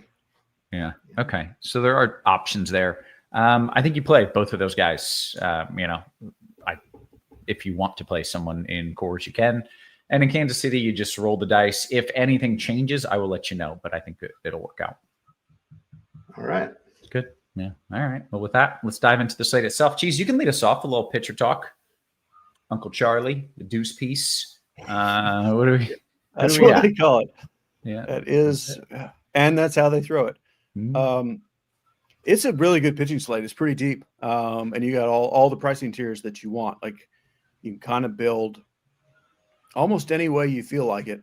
Up top, I do think Freddie Peralta is just kind of clearly the play over Logan Gilbert and Christopher Sanchez if you're spending up. I mean, the Angels were already just nonsense, and then Neto's out now. And I mean, feel free to overthink it with ownership if you want. Like if you want to pivot to Gilbert to get the lower owned guy, I get it. But I think if you're spending up, just play Peralta. But really, there's a lot of lineups where I don't really want to spend up because there's a lot of bats. And the mid-tier is pretty great. My preference, mid-tier, if I'm calling it everything between like 7,000 and 9,000 on DraftKings. Before I break down the whole mid-tier, let me just say I think the biggest difference between the sites is the Shohei Ohtani salary. He is in the thick of the mid-tier on DraftKings, like priced alongside like Schlittler and Abbott and guys like that. Whereas on FanDuel, he is like cheaper than Eduardo Rodriguez, who's like kind of the goofy cheap guy. So on FanDuel, if you're going cheap, I think you just play Ohtani and don't worry about what the Phillies lineup is or how many innings he throws. He's just too cheap there. On DraftKings, my favorite mid-tier guy is Andrew Abbott. I like Merrill Kelly, Cam Schlittler, and Ohtani. But if I'm only playing one of those guys, it's Abbott first for me. And then we have plenty of cheap stuff too. Again, because of the Ohtani price on FanDuel, I think cheap stuff only needs to be DraftKings. Mm-hmm. Eduardo Rodriguez is probably the most popular of the cheap stuff, or Yuri Perez. We're showing them both in the 20% range, which I think is probably right. If you need more money than that, Michael McGreevy and Kyle Freeland both throw a lot of strikes, and they're both facing teams that can't necessarily do anything with the strikes that are thrown. I would play McGreevy personally over Freeland, but I do think if for some reason you need a $5,300 pitcher, I actually do think you could use Kyle Freeland. But my preference is just not to like. I don't want to play Peralta and Freeland. I would rather play two mid-tier guys. So I'm not really personally messing with Freeland. I like Eduardo Rodriguez better than Yuri Perez. It's very close. But I have more Rodriguez than Perez. And then McGreevy at like the, $300 or $500 cheaper than those other two. I'm only playing him if I just desperately need that $300 or $500, which I was kind of surprised how many I actually did need that on.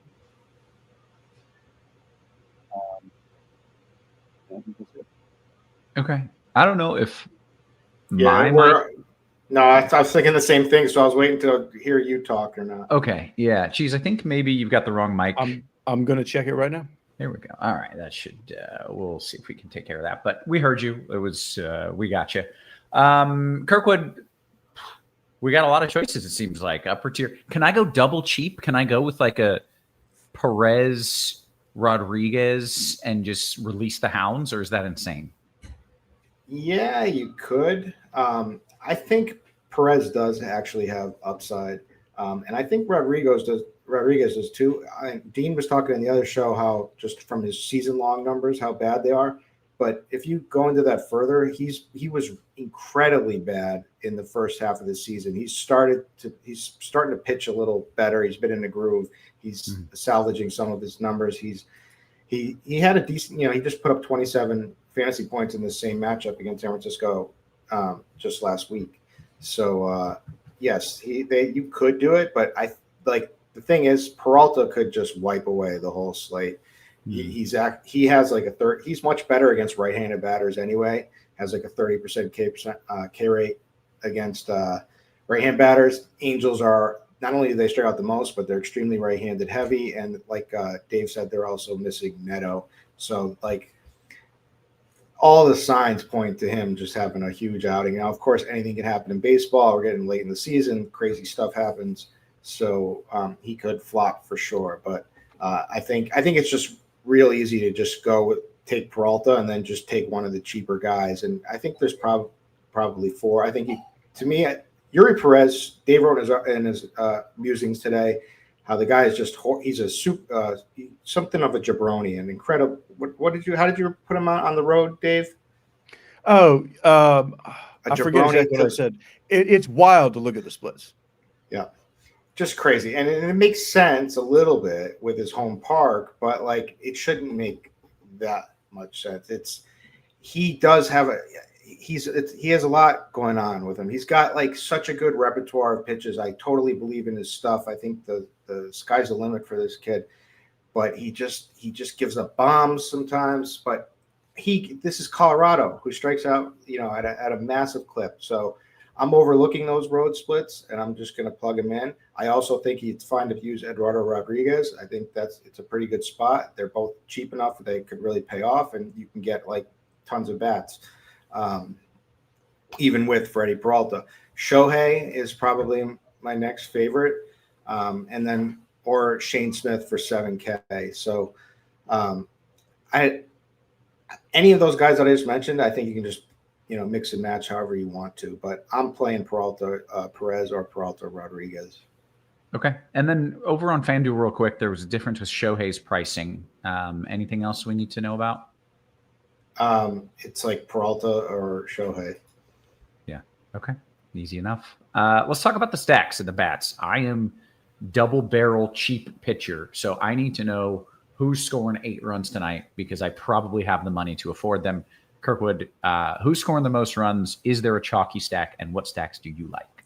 Yeah, there's a chalky stack, but there's enough stacks that it won't be too chalky, and it's also hard to fit all. Obviously, it's the Yankees I'm talking about, and they were just awful against Minnesota. I think there's a wake up call coming tonight, especially with that Minnesota bullpen and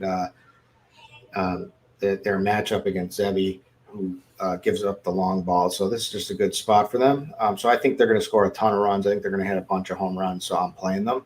So I think that's one side. But it's hard to play Judge and Stanton and Jazz and Ben Rice unless you're Kevin Roth and you've got Eduardo Rodriguez. Mm-hmm. It's not hard for me. And you're Perez. Right, yeah, that's one way. Now, I have this feeling that, and I don't know if it'll be right or not, or if it's tonight, that this Marlins Colorado game, one of these Colorado Marlins games is going to be like that crazy Pittsburgh Colorado game where they just score tons of runs off of terrible bullpens, both terrible teams, and so I like going to cores in this spot. So I think you can play either side of that, but if not, if you're using Yuri. But so I would say the Marlins are probably the next highest upside stack. But again, they're the Marlins. They don't do much in general, but good numbers for Ramirez, Marcy, and you can. Those are the two top bets on. But Otto Lopez is shortstop, cheap, 4.4K. Hernandez batting cleanup is 4K. So that's the next one. Other than that, who did I rank? I'll just pull it up quickly. I have Yankees as my top stack, Marlins number 2, Milwaukee number 3, Colorado number 4, and I kind of like the Diamondbacks too as number 5. Okay. Geez, seems like just like pitcher, we have a decent amount of options here for some bats as well. What are some of your favorites? Yeah, I feel like Kirk just read my list off for you.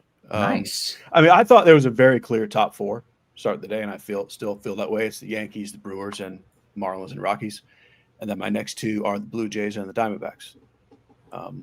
I think it's just very clear cut for me tonight. It's a big slate and you do a lot of things, but I think that all kind of stands out. And I think ownership wise, Yankees and Marlins are the only things you need to worry about. Other than those two teams, I think you play whatever you want without really thinking about ownership. Yeah. And I think those two will be kind of close. I'm not sure. I would say, well, everybody maybe likes the Yankees better. They're a little more expensive. So I think we'll see equal, 15 to 20% ownership on both the Marlins and the Yankees. Okay. Very good. Easy enough, I suppose. Let's flip it and go around the horn, position by position. Cheese, talk to me with a little catcher. So those two chalky teams, Marlins, Yankees, have two chalky catchers, Augustin Ramirez, Ben Rice. Those are the best plays, and they're the popular plays. They're the obvious plays. Yeah, somebody knows.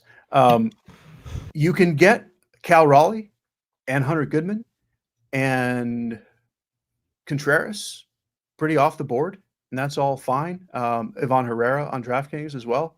All those guys are pretty good plays. But I do think especially if you're not full stacking the team so that everything's chalky, I would just play Ramirez or Ben Rice, or do the thing where you play Austin Wells at catcher and Rice at first. Other than that, if you need something cheaper than Austin Wells on DK, I would do Del Castillo. Yeah, basically Ramirez and Rice. It's just very obvious. Yeah. Okay. Kirkwood, catcher, Ramirez, Rice, and Contreras for Milwaukee, or Hunter Goodman. And then I'll add one more semi-cheap guy. I like Herrera. Him and Wilson Contreras are probably the two plays from that game against Abbott. But Gabriel Moreno, batting cleanup for the Diamondbacks at 4K. Okay. That brings us to first. What are we doing there, Kirkwood? All right, first. So Ben Rice, I'll just put it there. He is first base eligible. As Dave was saying, you could, play both Yankees catchers potentially. But he's probably the top play. You can go, I don't want to say what Eric Wagaman is batting fifth for Miami. Not the greatest hitter, but 3,700, definitely fine. Jake Berger, you could go after for a home run. Vlad always. Miguel Vargas is pretty cheap batting cleanup against the Orioles, and Kramer's coming off of some what is it, elbow discomfort or something? What did he have going on? A forearm soreness. Yeah, never good this time of the year to have that. So like some of these White Sox guys, but Vargas is cheap, has plenty of upside. And then I guess the one guy there's two other plays. There's a cheap play in the Red St. Louis game. It's Sal Stewart, 2,800 batting cleanup. And there's also, I like Josh Naylor a little bit. Okay. Cheese, your thoughts at first base? Yeah, I don't really love first base. I mean, it makes Eric Wagamama look fine, even though this is not an exciting baseball player. Thank you for using my nickname, by the way. That made me really happy to hear. I do what I can. Yeah. I do like spend up to be different on Rafael Devers in a lefty-lefty. And then if salary's no thing at all, Vlad's my favorite. Other than that, I think Andrew Vaughn is a fine, cheap option. I also like Vargas. That's I threw some darts at other cheap guys. Kirk mentioned Sal Stewart. We got Blaine Krim. We got Bob Seymour. There's a bunch of these children who have power are going to either strike out 4 times or strike out 3 times with a home run. So because I don't love the position, if I can't get Vlad or Devers, I don't mind just throwing those random darts. Yeah. Okay. I have one more dart to add. The Miracle Whip, Kobe Mayo. Batting, very nice. He's at 2,300 batting 7. He was a top prospect that totally has been a letdown this season for sure, but he's starting to swing the bat a little bit better now, maybe because the pressure's off or whatnot. But he's batting 7. He's 2,300. So How bad can it be? Sure. Okay. Cheese, your thoughts at second base, please. It's one of these days. Second base has sort of come to life. Jazz Chisholm, Ketel Marte, Brandon Lau, like 3 really good plays up top. Even Bryce Terang, pretty good play. Jackson Holiday and Jorge Polanco. Like, it's better than first base. Happy Tuesday from second base. Unexpected. I would go Jazz, then Marte, then Lau. But any of that, if you can afford them, great. And I prefer spending up at second, going cheaper at first. Lennon Sosa is a guy I like. You can actually play him at first too, but I like him at second as well. Because of how much I like those top guys, I really don't like going cheap at this position all that much. So I'm not even going to say any names because I don't think you should. Okay. That seems easy enough. Kirk, what are you doing here? I just have Jazz. Yeah. Like, lock them in. But I agree everything that Dave said. The other 2 high-end guys are Ketel Marte and Brandon Lau. Jackson Holiday, leading off at 4,400 isn't bad. But, yeah, I love Jazz in this spot. Okay. You get to bring us to third base. All right. Third. All right. So Connor Norby is the guy from the Marlins. And now he was a big prospect for the Orioles too that they traded away. Been somewhat of a disappointment, but has some power for sure. And facing Freeland and Coors. Ryan McMahon. I'm playing him tonight at 3,200. I'm just trying to home run hunt against Zebby in a bad bullpen. He's 3,200. He's cheap. You got a little lift in the lineup up to 7th. So I like that. You can also, I already mentioned Vargas at first base, but again, you can play him at third base as well. Other than that, Addison Barger, Jordan Westberg, Eugenio Suarez, any of those guys I just mentioned are home run hunting with. Junior Caminero is not going to be played because he's so expensive, 5,800, but always high up home run upside. And if I have to do a punt, he's not even fully punt price, but 3,900 Royce Lewis. Schindler is actually shitty against right-handed batters sometimes. So Royce Lewis is definitely in play. Okay. Cheese, we are at third base, I think. What are we doing? Yeah. I just want to say, if I was Kevin Roth and I was going double cheap pitchers, knowing who your favorite players are, you can play Cal Raleigh and Junior Caminero at essentially 0% ownership combined. Just throwing it out there for you. Okay, I'm in. I'm going to make a new lineup and do exactly that. Thank you. Yeah, I mean, really, they're both just unowned, and they're not even facing great pitchers. It's just salary. Yeah. I do like Suarez. I think Matt Chapman is fine. Ryan McMahon, definitely my favorite cheap guy. Addison Barger is kind of weirdly priced up on DK, but I still like him. I really don't have all that much Connor Norby. I don't know. The Marlins could score like 12 runs, or a bunch of these guys could hit a home run. There are better players here, so I'm playing the better players. Yeah. Okay. Let's see. We go to shortstop. Cheese. What are we doing there? My favorite's Gunnar Henderson, particularly on FanDuel where he's 3,100. I also like Colson Montgomery a lot. Ellie is interesting. Like, he got bumped down in the order the last couple of days, but he's still the same guy. Like, he's not going to stop stealing bases just because he's down in the order. Willie Adames is fine. Like, I would play someone like that over Otto Lopez as a one-off, same as I would with Colson Montgomery. I also like Geraldo Perdomo as kind of an off-the-wall guy. And then I guess I'll just point out that the Yankees are this mega chalk and nobody anywhere is going to play Volpe.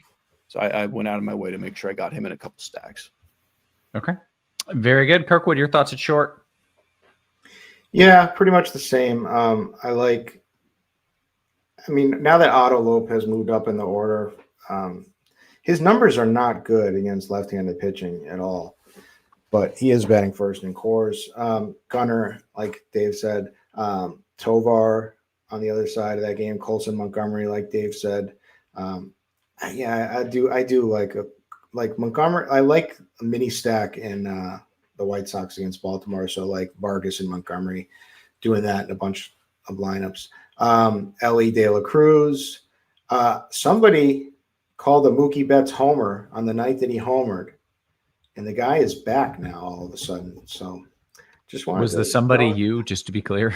Yeah, the only guy who would call Mookie Betts homer. Yeah, I was just making sure. That's what I thought.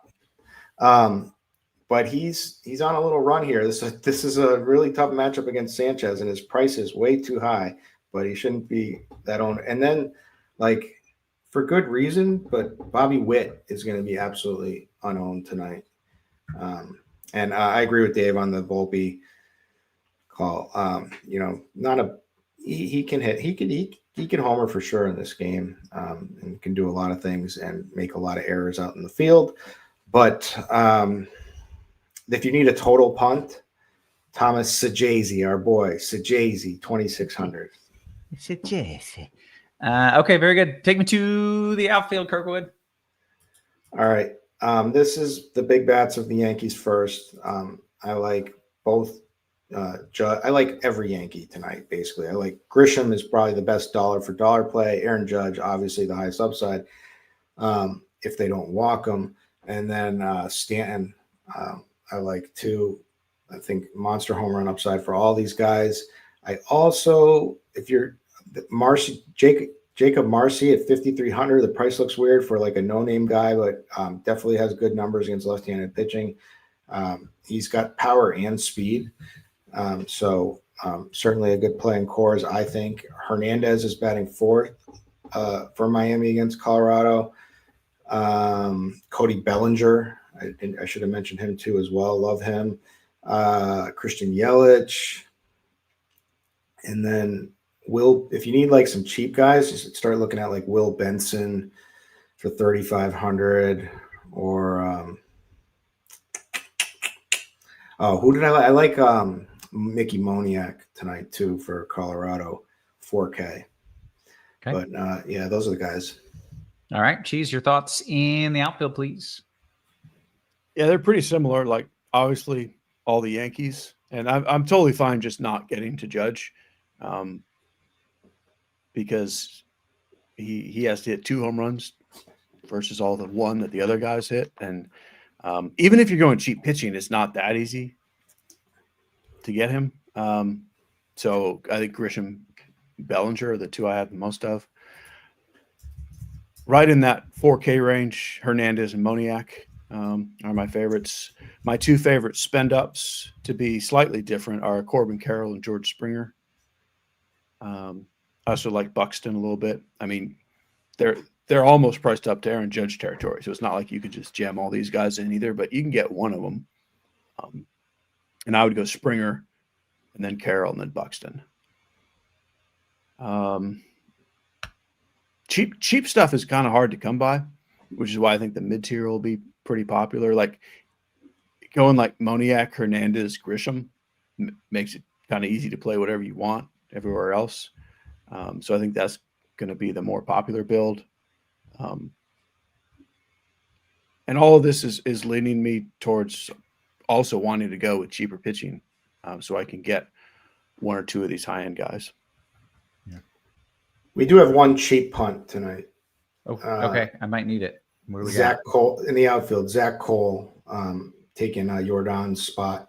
He's played 4 games, and he's homered in 2 of them, I believe. Oh yeah, this is the kid who I And think he homered launched his first one. at bat. He launched one. Yeah.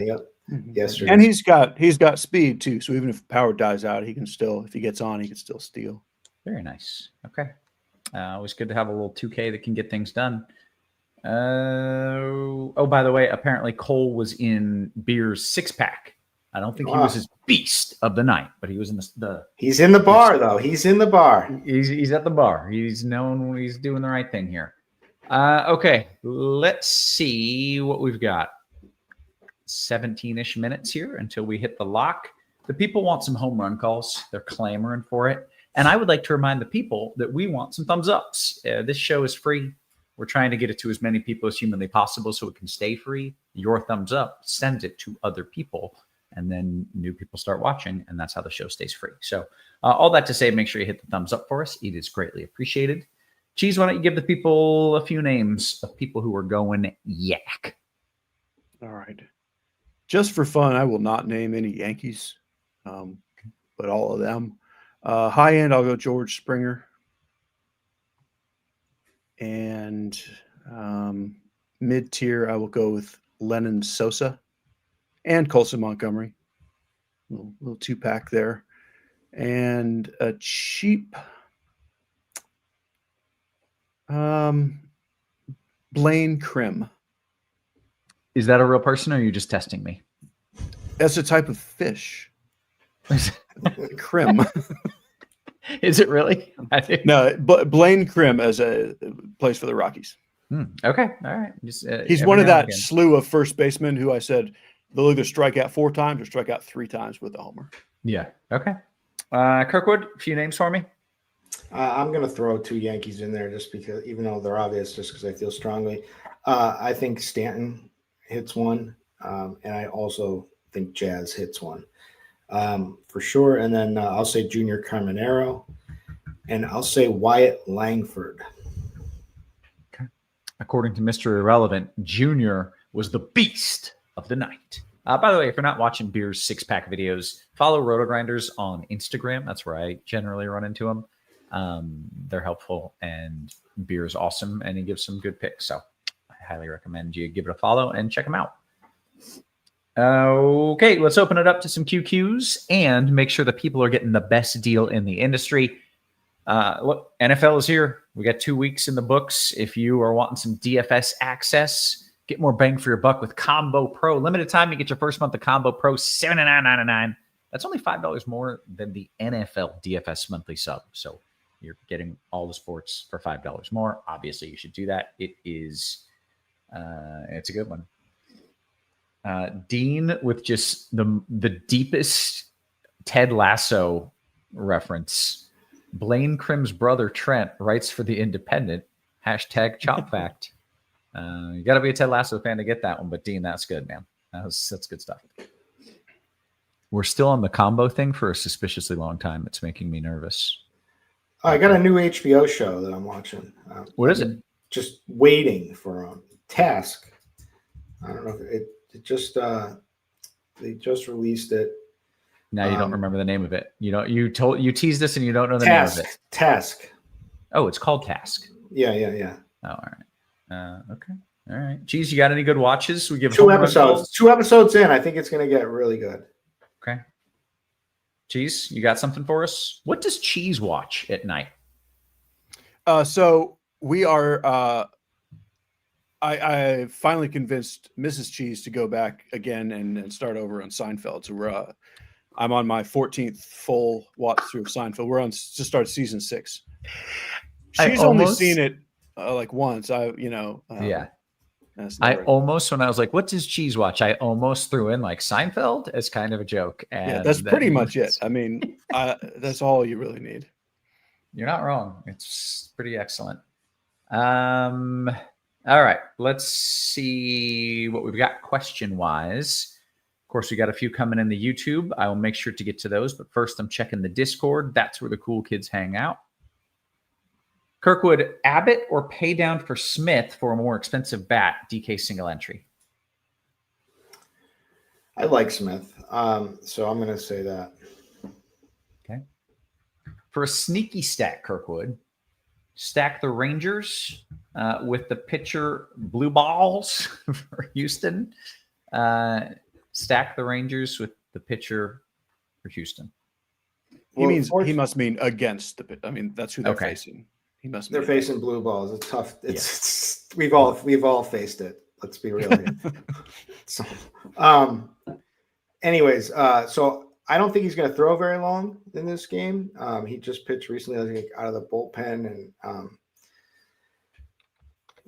I don't think he's pitched over 40 pitches in a while, and so just check if you have the bat subscriber or if you just know in general, but watch out for the guys who get pitch hit like Jock and anyone else. So keep like Langford is safe, guys like that, but Young is safe. But I do like the stack. I think there's a good chance they could really go off against him in the bullpen, but watch out for just don't play Jock, I guess. Okay, we've got a celebrity in the chat, by the way. Alfonso says, "Hey, Kirkwood, a buddy of mine is an extra in the show Task." So look at that connection. Love it. I think now you somehow know Kevin Bacon through that. I don't really know how it works. No, it's Mark Ruffalo. Mark Ruffalo. Is that it? Let's see. Cheese. Oh, yeah. Hey, before this question, I want to give my show recommendation before I forget. Now, to be clear, I've only gone through one episode, but I have the right vibes. Murderbot. Let me know if you watched in the chat. It's on Apple TV. It sounds serious, but it's funny and it's good. Okay, Cheese, Caminero or Springer for raw points DK?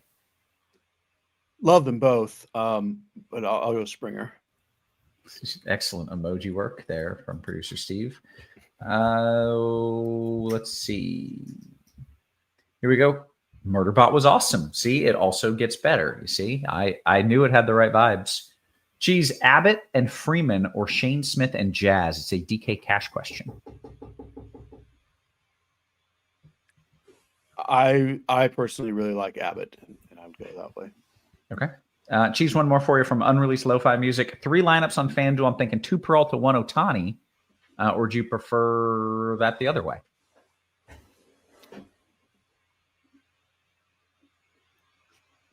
I would probably do 2 Peralta and 1 Ohtani as well. It's a lot easier to get Peralta on FanDuel.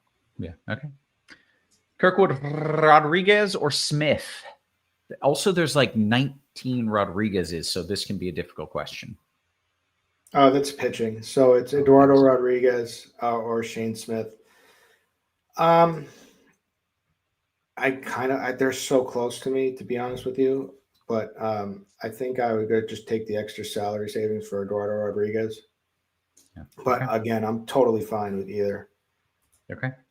Can we get Kirk as an extra in the show Task? Make that happen. Yeah. So Marshall, whoever it was, make the connection, get Kirkwood on the show that he's pumping here. Let's see what else we've got. Hey, shout out to Bill, who says he's about to start his 75th trip around the sun. Bill, our senior member, other than Cheese. Bill is our senior member. He's catching up to me. But Yeah. Well. So another guy, Hammer, somebody woofing. The guy who's always woofing. Yeah, Showboat King and Hammer. Yeah, Hammer says he was in the movie Backdraft. Mm. So that makes me think he's a little bit older. Yeah, unless he was. Yeah.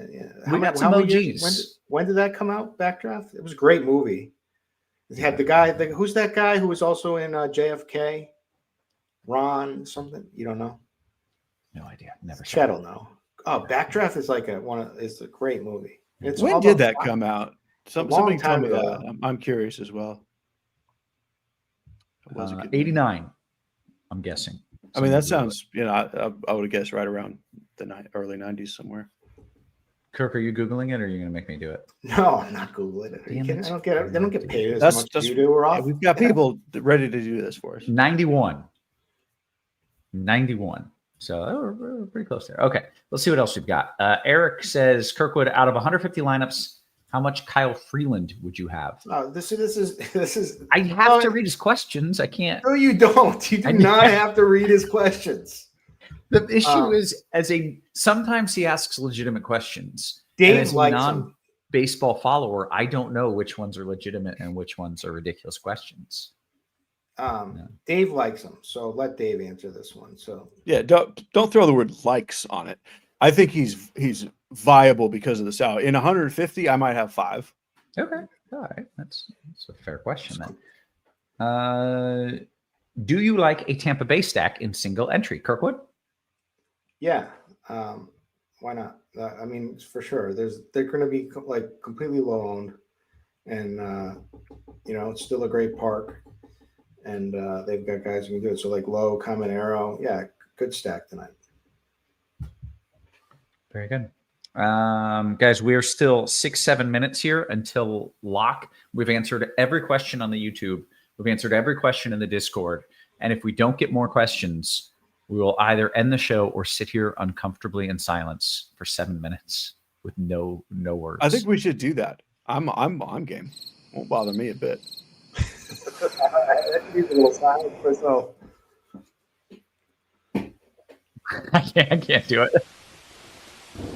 Make it 20 seconds. What was that? I'm uncomfortable with silence. I can't let it hang. It's the soundtrack of my life. Yeah. Okay. Lone Wolf has a question here, Kirkwood. The question is simple. Pepio ? And then I think he said good ? Yeah. Pepio, good. Low, completely low. He's a good pitcher. Completely low strikeout matchup. So I'm not too high on him tonight, especially in that park too as well. And the Blue Jays playing for so much. But I see a better question. El Pastor or carne asado tacos? And Hammer Wolfen is right. El Pastor is the best for me. And isn't it all it's all Pastor. Yeah, it's pork. It's pork, but it's done with like pineapple. Yeah. It's so good. Yeah.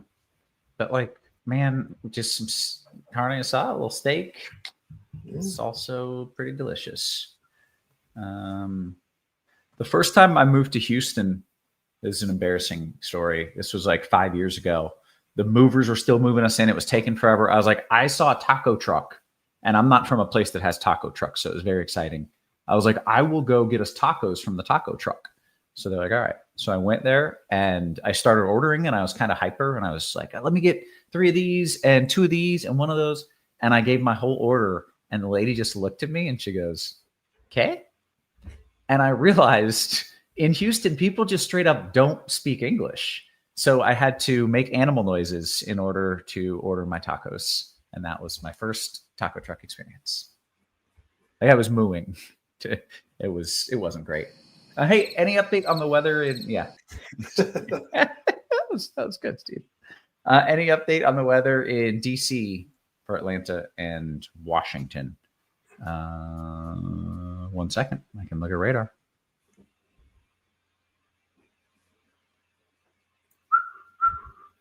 It's about to rain. Yeah, it's going to rain. I don't know. They're going to try to play through it, and I don't know if they'll be able to or not. So that's the update. That's in Washington? Yeah. They should have just gone and in. They should have let him start because it's Chris Sale on the mound. It would have been so Washington to just let him throw an inning and then. Oh, did they not start? I don't think so. Did they? Oh. Maybe I've been on the did. show. They did. I didn't. Okay. Yeah. Let's see. Did we get any questions? Come on. I told the whole taco story. I had a truck that set up shop where I used to live, and it was glorious. It was like a company that was trying to make it. It was a Mexican street corn. Truck. And I used to just walk. Anytime I walked by it, I'd get it. Have you seen the one that's called Corn Hub? It's like a Mexican street. We've got that one by us. It pops up. I don't get it. Hub. It's got the logo and everything. What logo? What? I don't know. I have no idea. Let's see. What's the best play on FanDuel, Cheese, for the price? I already have Brewers, so just the best bat, I assume, on FanDuel for the price. I don't know if he means stack, since he said I already have Brewers. I mean, it's the Yankees, if that's the way you mean it. Without Judge, you can afford them. So is there just a single play, like a cheap bat, where you're like, oh, this guy is not necessarily on that team anywhere? How's everybody's NFL team doing? Gunnar Henderson. Nice. Gunnar. Okay. I don't have any season long, but I am still alive in our work survivor one. Yeah, but who's you a Houston, like a Texans guy? Oh yeah, they're not great. That's not going good. Yeah. Cheese, I don't think it's going good for you as a Cleveland fan. Yeah, it's not. I mean, it was never going to go well. But I will say Dylan Gabriel scored a touchdown on 100% of his drives in the NFL. He's never once come in and not scored a touchdown. So that will probably continue. Yeah. We will never lose again. So yeah, that sounds great. Congratulations. I heard a rumor that you're trying to trade for Jameis. Did you see this? Not from anyone that I believe. That's the Bengals. Oh, shit. Never mind, Cheese. It's the Bengals. I take it back. Can I be honest? I get those two teams confused a lot. Well, that's intentional. That's how they designed that. Okay, good. Paul Brown was doing that on purpose. Okay. Kirkwood, who's your team? I mean, the Pats. But do they suck? I have no idea what they're doing. No, there's a little more hope. They kind of stink. They're rebuilding. I think there's some potential there. I think Drake May's decent. I think there's some upside. Got a good new running back, but he's work in progress. It sounds like you suck and you're delusional. In last year, like last year, like we total abomination. They suck. Like there's hope now. Got Booty, and it's fun. He caught a touchdown. Everyone likes Booty, you know. That does sound fun. Yeah. And producer Steve's a Jets fan, so yeah. Man, almost had a phenomenal week one, and then a lot of hope after week one, and then week two happened. DK single entry, Cheese, Wells, Gunner, or Rodriguez and Ramirez and Volpe. Well, that's very toss-uppy. I think I'd go with the second one, but like that's very close. Vodka, tequila, or gin? I guess tequila, because I don't know. Kirkwood. They all have a place. If I'm doing shots, tequila, and a drink, then probably vodka. Gin would be like kind of there too for a drink, but Cheese not about that life, right? No, I have about maybe 2 or 3 alcoholic beverages a year, but they usually have vodka in them. Oh, okay. All right. That's fair. Guess what? We hit lock. We did the thing. Scott says, what's Kevin Roth's biggest MLB win? I maybe won $1 once. I don't really. I play very. You min cashed the day you thought Caballero was Caminero. I did. That was my biggest win. That must have been $1, right? Yeah. I think it was. So that's my biggest win. Guys, we're gonna clear on out of here. Thank you for hanging out with us. Make sure you hit the thumbs up on the way out. Oh, we got a question. My bad. Kirkwood, Hernandez, Frelick, or Myers, Churio? The first option, Hernandez, Frelick. Okay. With that, I think we can bounce on out of here. So, Frelick, or was it Gorman? Tease, did you see it? Grisham. It's Grisham. Grisham. Okay. And the answer is Grisham? Yeah. Okay. We're going to clear on out for Kirkwood, for Cheese, for our wonderful production crew, always working hard behind the scenes. Guys, we appreciate you. We love you. And we will catch you tomorrow. You have been